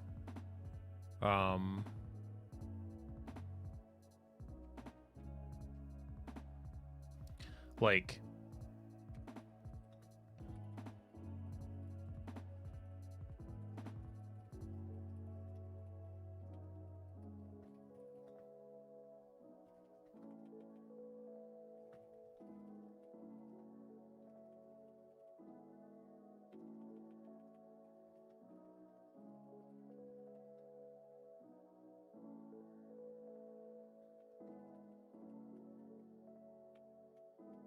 yeah, like if there was some sort of a colorful explosion of light at the time, like maybe it was a combination of things, like just the perfect storm that not only did the person fall through and is gone, but which one was it? It's not as simple as like, oh, there was a blue flame or a green flame.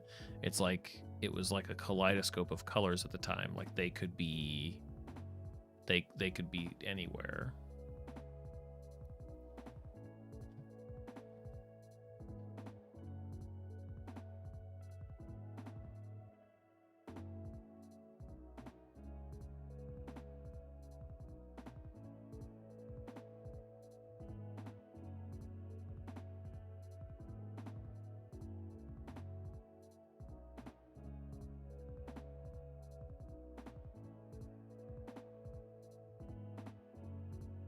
See, I feel like Oh.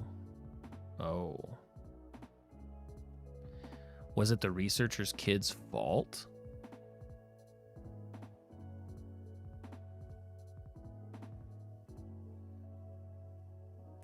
That'd be another reason to hide it all. It's like an estranged, like now we go back to one of the original ideas about a mended relationship. The goo, it may just remain the goo. The goo is a fun concept.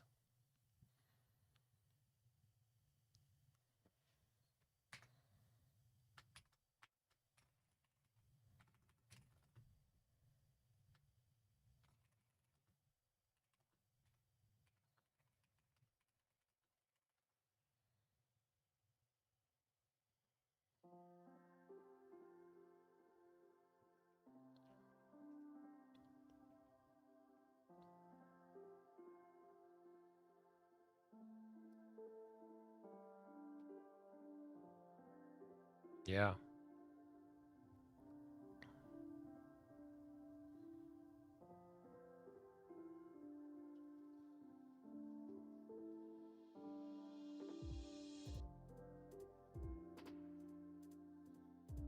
Hmm.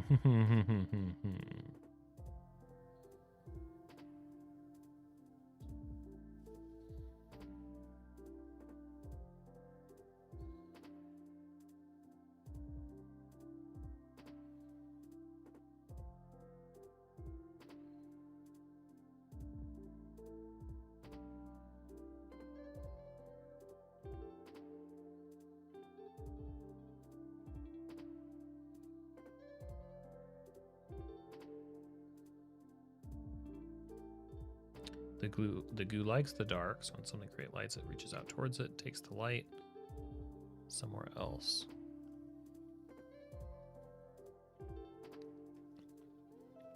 It could also be, right, like an amount or even like a reaction to too much or different types of light, right? To some extent, we can, you know, in the context of this cottage and discovering things, like finding out this information is sort of like the fun of the investigate. Like there'd be every reason in the world for there to be notes on this type of stuff.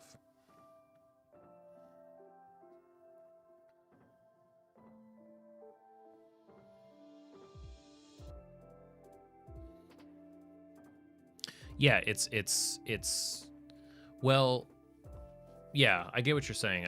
Yeah, it makes sense. It's a reaction to, how does it? It must have like main locations and then sorry, Cheddarita.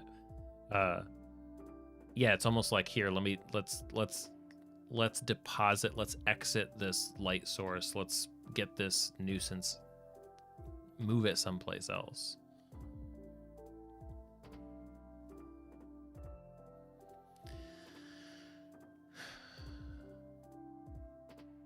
Okay. Let's think about maybe some characters a little bit.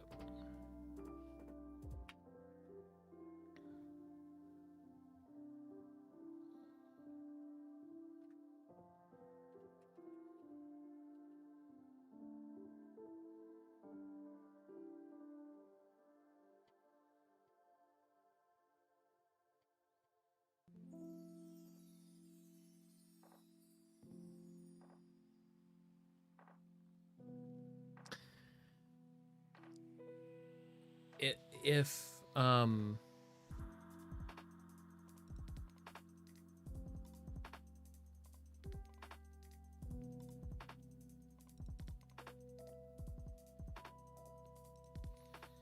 thinking,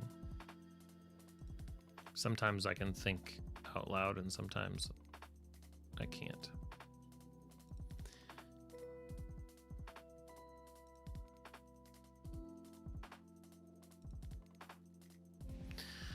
Okay.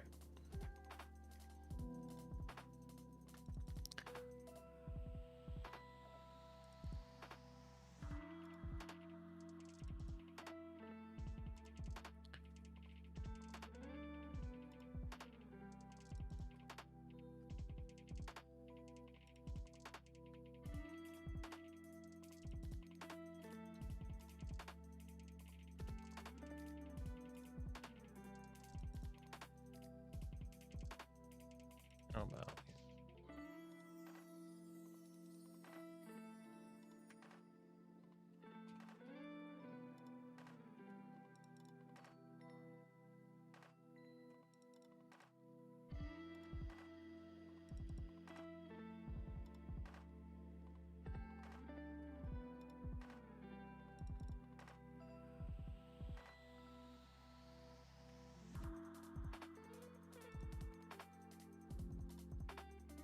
recluse? Is that the right word for it? Recluse, hermit, solitary life. Yeah.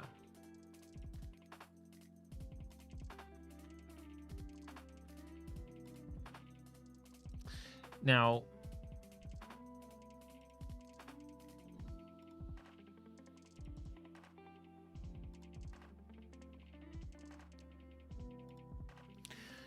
like, to some extent, it feels like the breadcrumbs here are likely to be left by the child piecing together what happened and the party sort of following those breadcrumbs, right?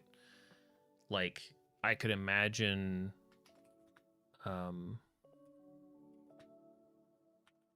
the child blames researcher, thinks they can prove it.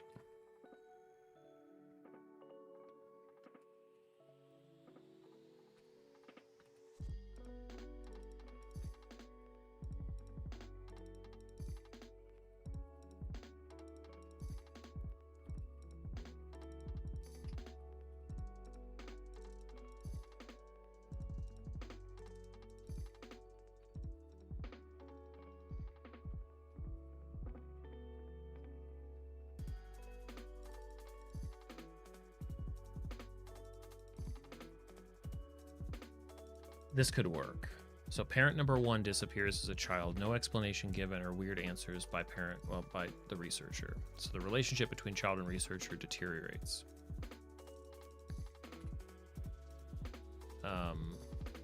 The researcher becomes a recluse. Child blames researcher, thinks they can prove it. Parent thinks they can prove it. Researcher has been missing for a while, but child has been digging around in their old cottage and thinks they have figured it out. Alas, quest giver didn't have time to look into it. Child also goes missing.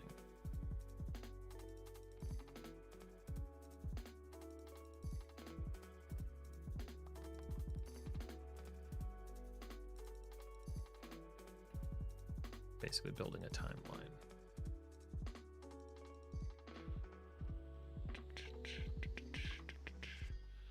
So this is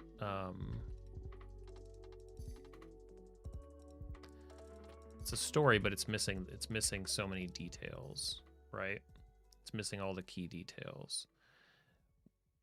What this allows us to do is have notes, proof, the scattered notes of the child left behind.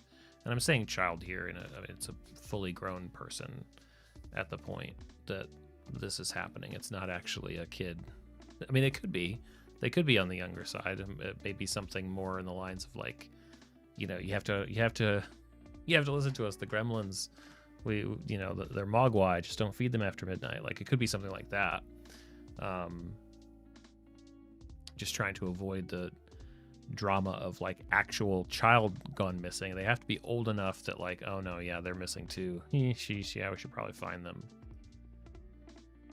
But then the party has the scattered, the ravings, like the whatever was left behind.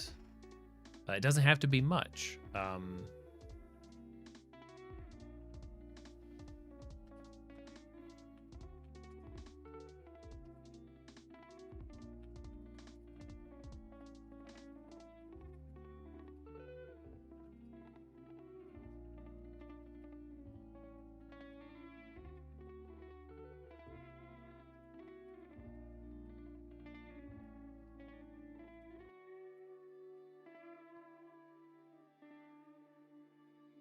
So now there's a mystery to solve. We've got 2 missing people and a story.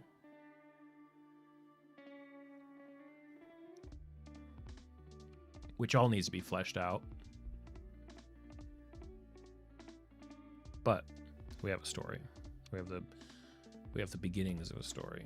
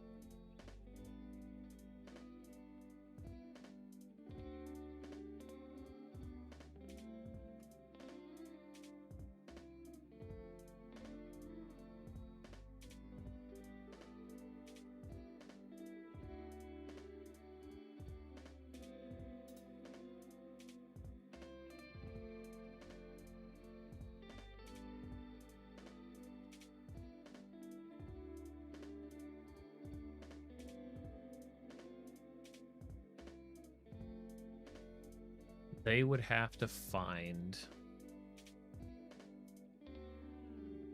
So I think here's the tricky part. In order for there to be...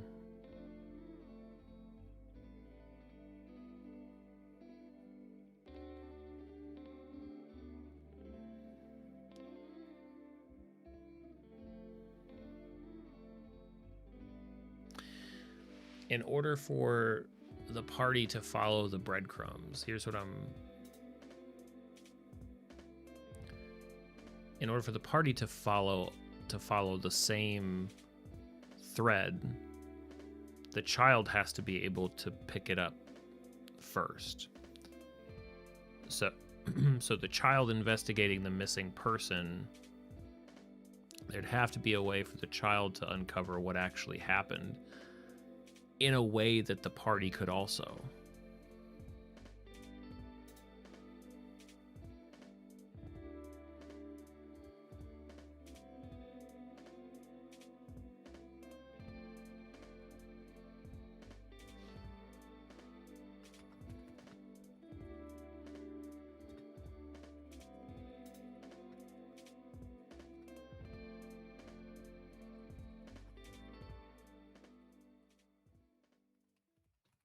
Maybe it's just a matter of having found notes, having found evidence.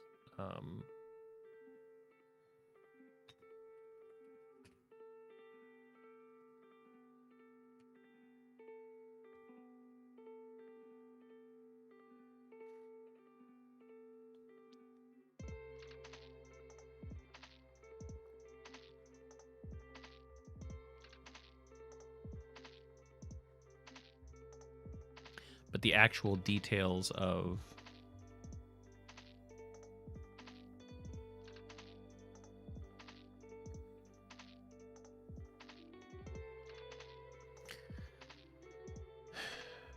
notes most recently used on top. Yeah, certainly can be. So there's multiple things here, right? When I say discovers evidence of attempts, there's multiple pieces that would have to be uncovered. First, that, there is, that the goo exists. To some extent, the nature of the goo. That the missing parent was lost to the goo.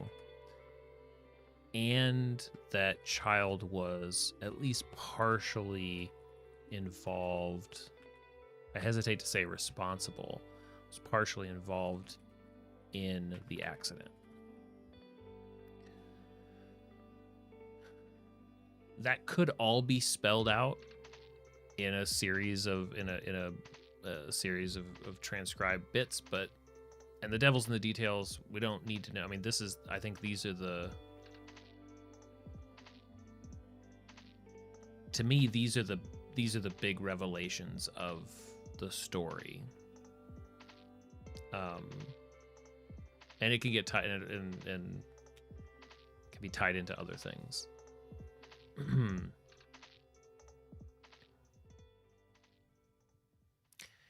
And I think that we can also add to the locations here.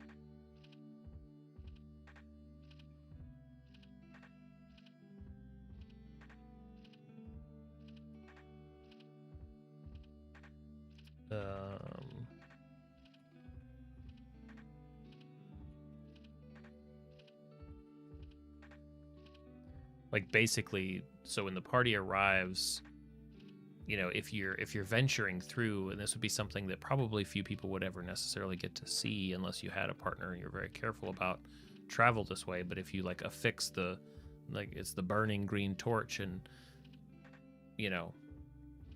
assuming that the child has basically followed in after the researcher to help to continue on the search for somewhere, in theory the party could now watch in the shimmering goo and basically see their reunion and see them coming to terms with this pain and continuing to search together, right? So that scene could be very satisfying, and that means that kind of no matter what, it's either a short scene or a longer scene, depending on how much the party has figured out. Like it does conclude the story, no matter how much they've been able to sort of piece together. And then it still leaves the party with the option of like, okay, then that burns out, and it's like, do they, coming back to the open story threads, like, do they chase after them? Do they go to the same location, whatever it was? I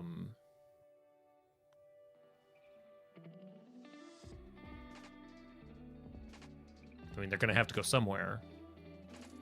Sort of up to them, though, but...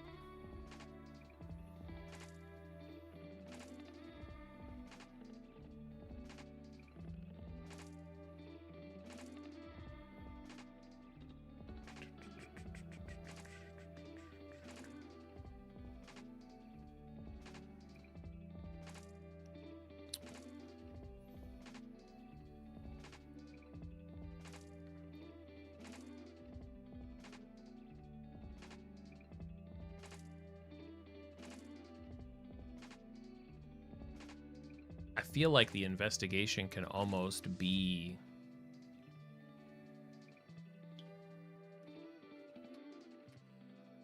it's almost following it's following the child's notes.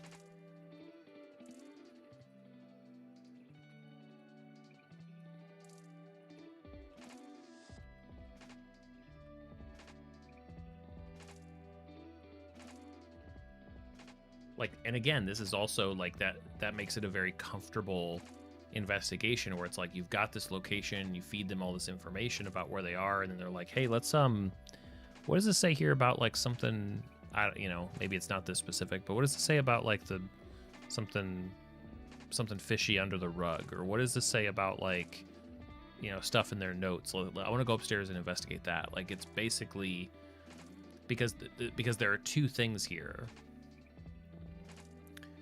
The two big things are like the narrative story that we want to get pieced together about what happened in this teleporting goo and how dangerous it is. That's the narrative, but the other piece is that these exotic creatures, in particular, one of them actually hides the way down into the cellar.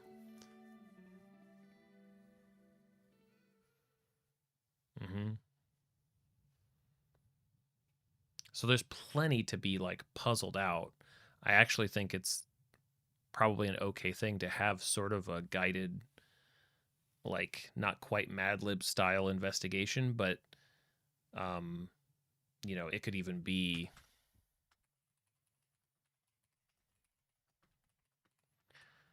I like the idea that this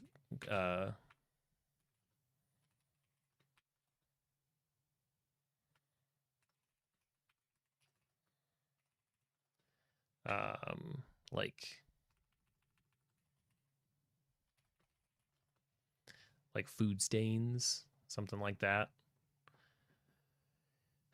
Ingredients.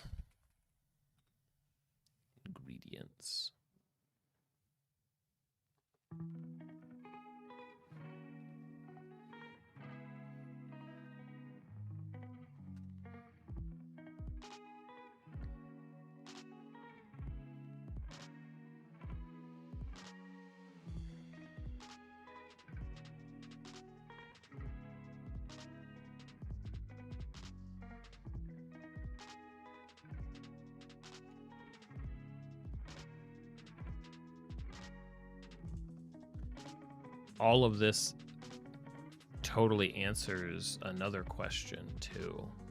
God, I love this process. Okay. It's going back to the beginning. The big idea started with a mimic staircase as a monster that could actually swallow party members and deposit them downstairs. That'd be a great way to hide a room. And how great would it feel as a player to figure that out, allow yourself to be swallowed, and end up in the hidden basement level? Turns out that's only one of a couple of like things that can be pieced together. Who would be capable of using or even training a mimic to behave this way for them? Why would someone want to hide a lower floor? Like, those things make sense. How would the party figure out that the mimic monster's door? The exact details need to be worked out still, but we have a basic idea. But what would the disposition of such a monster be?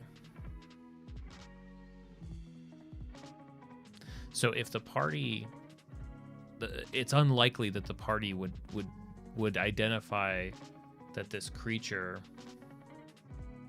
Should there be a suit? That's a good question. I don't know. Maybe they just get, covered in mucus, and that becomes their protective. That's the protective layer.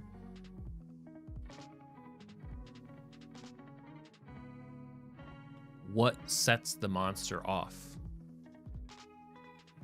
What's the disposition of the staircase? Once the party has resolved enough, has figured out the nature of the incident,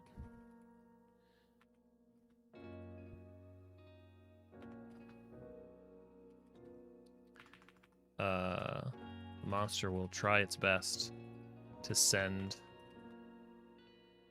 them downstairs to help.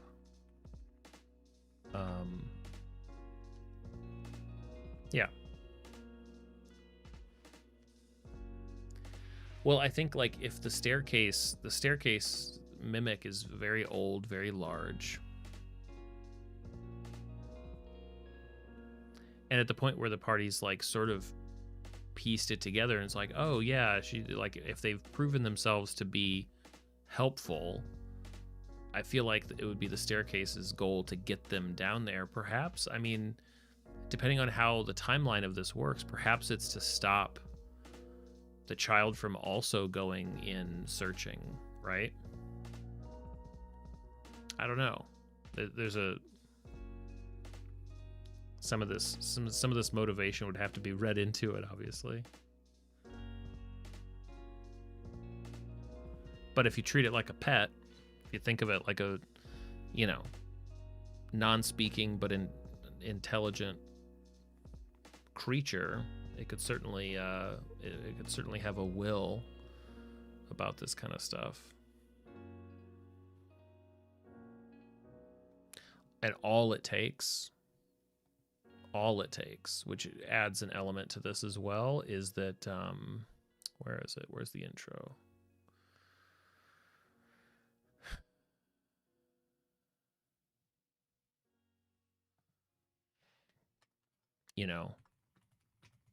You just missed her.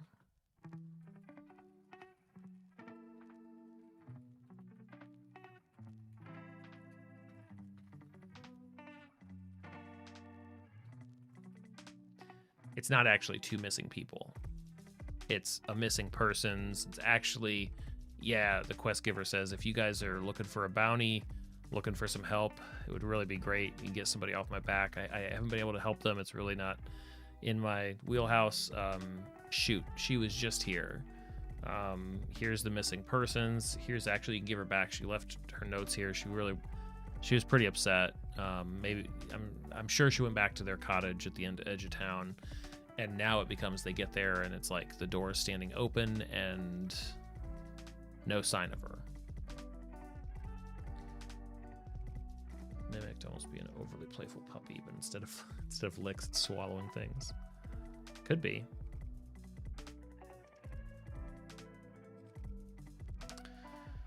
Pitbull, it's a protector. Well, I think the protection is that it's effectively invisible, and also who would ever guess that, right?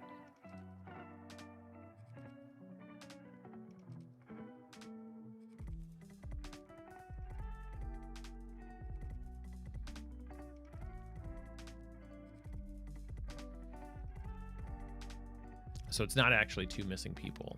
It's just that, you know, child wants answers, thinks they figured something out.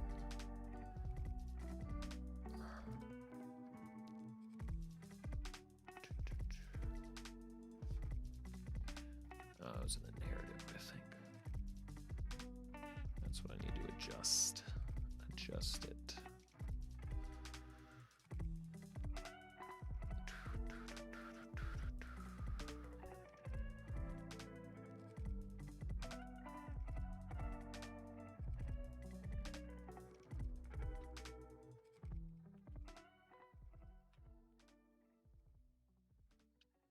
Actually, it would actually be two.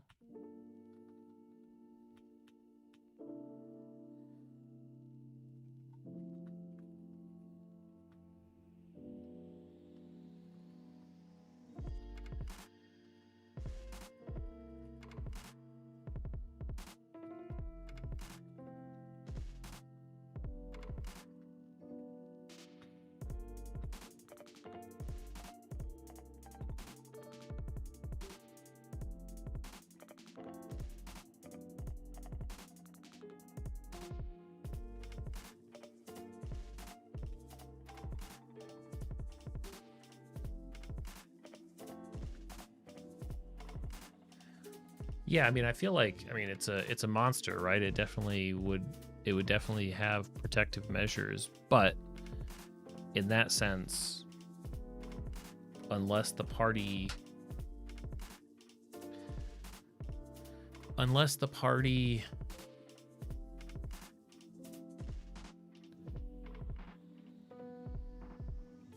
I guess unless the party is approaching things in a truly evil way, which I guess happens, they could. But if the party is taking the opportunity to sort of like catch the creatures, put them back in their cages, their bottles, what have you, and seemingly trying to find, basically acting as, you know, collecting on the bounty, trying to find the missing people, trying to find the child, I feel like that would be enough that the mimic would you know, try to get them downstairs. Otherwise, I'm sure it would respond to like a name or something. It would just respond to like verbal requests to let somebody go downstairs. But it wouldn't. I mean, I don't imagine this would be happening very often. I don't even know what mimics necessarily eat, or like that we'd have to figure out. Could figure some of that stuff out, I think.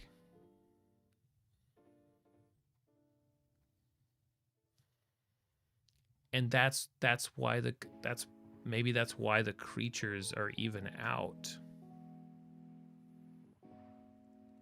That's another clue.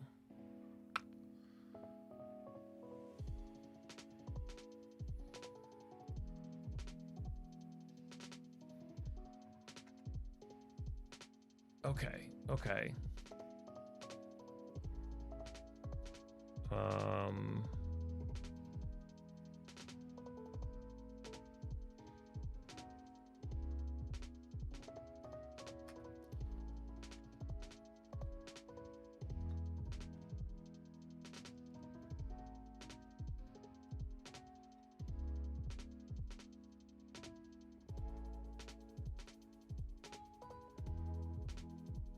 Like,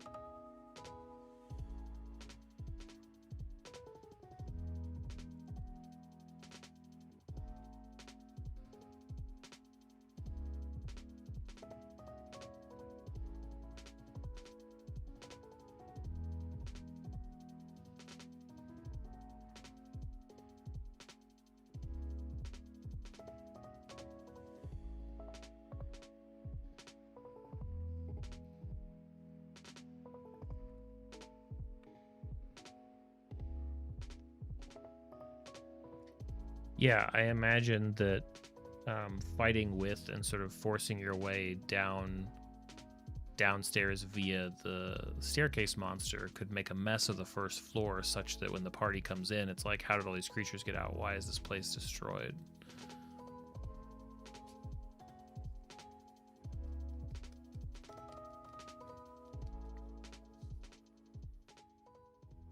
Because it is a bit of a protective guard dog monster. But in the case of the party, once it verifies that they're to be trusted, allows them down. Then the struggle is of a different way, right? Because it's like, how do I get you to just let me swallow you just real quick? Like you could still stop the child before they leave. See you, Chatterina. Yeah, I feel like I'm hit. This is feeling like a really good first draft. This is basically what I wanted to start to piece together. Like, it's obviously it's not, the loop isn't closed, but from not having a lot of this stuff figured out to here, like this is a lot to fit through. In fact, that now I'm like, okay, where's the editing? How does it get smushed? How does it get to a for sure one-shot size without it being overload? And I think this is all still doable. It may just take some simplifying in some places.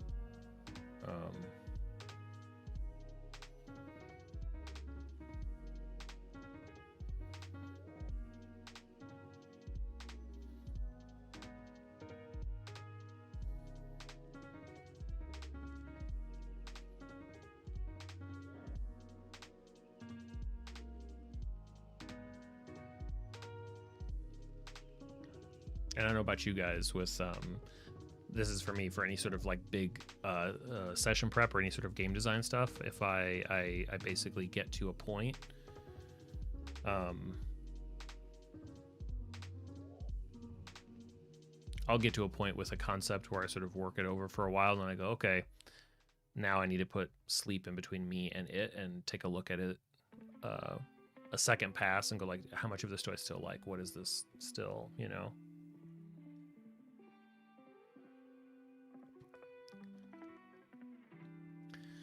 Yeah, the key pieces of information for sure, right, Schweens? It's like, how do we what's essential, and things here are going to start doing double duty, right? So if I had to guess, the next pass of this is going, okay, there are two things going on, which is great. One is a character story, and the other is functional, clue-based, how to navigate the space, let's say. And we just start tying those things together, right? We just put, you never have one without the other. You never have a piece of sort of narrative that doesn't also have a clue to the nature of the space. And then just make sure that there's enough of it.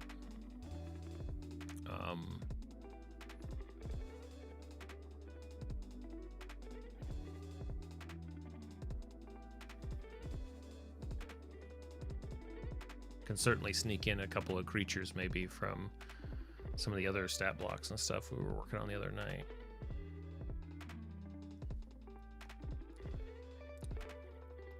But will you approach it this way too? Cool. Yeah, well.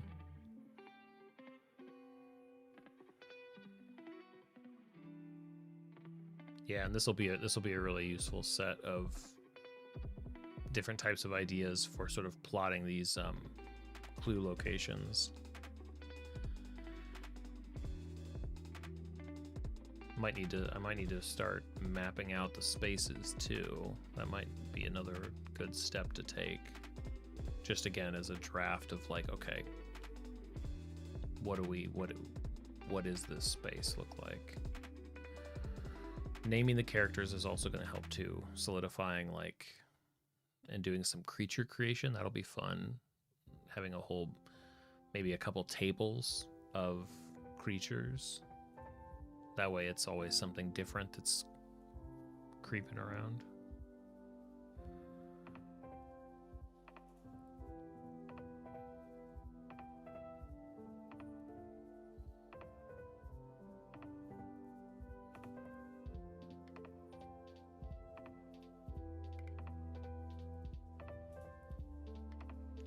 Yeah, this is good.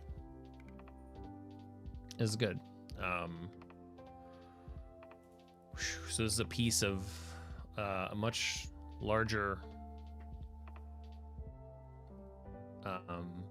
puzzle, I guess, or larger many other things, like, you know, the mimic itself, stat block still needs to pull together. I think there will be 2 different stat blocks at least for it. But this one shot is a really big piece of sort of this scaling the wizard's tower module. Like the other encounters and the puzzles should be a fun thing to jump into after working on this one, because they'll be more concrete, smaller. Like an encounter is sometimes a little bit easier than an arc, right?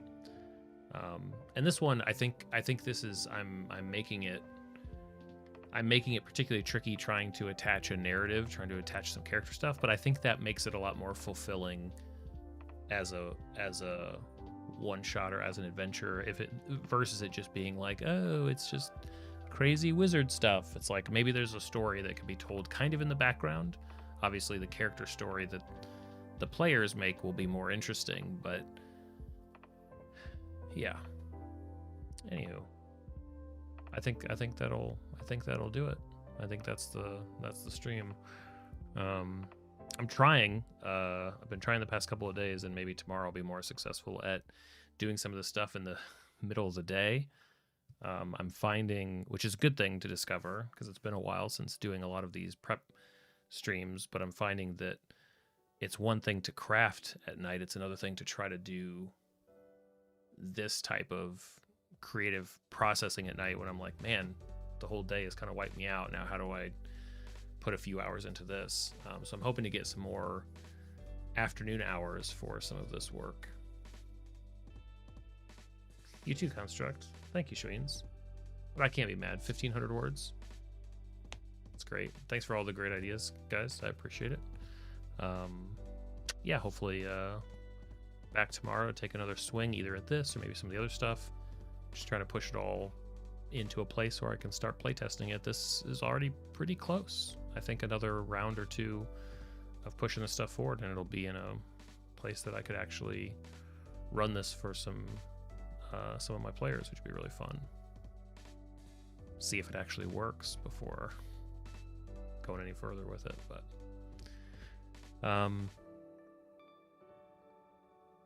yep. So that's it. See ya, Pitbull. This has been Preparing to Fail.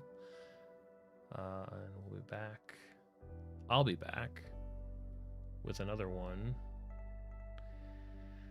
in the next day or so. Thanks, everybody. Take it easy. Have a good night.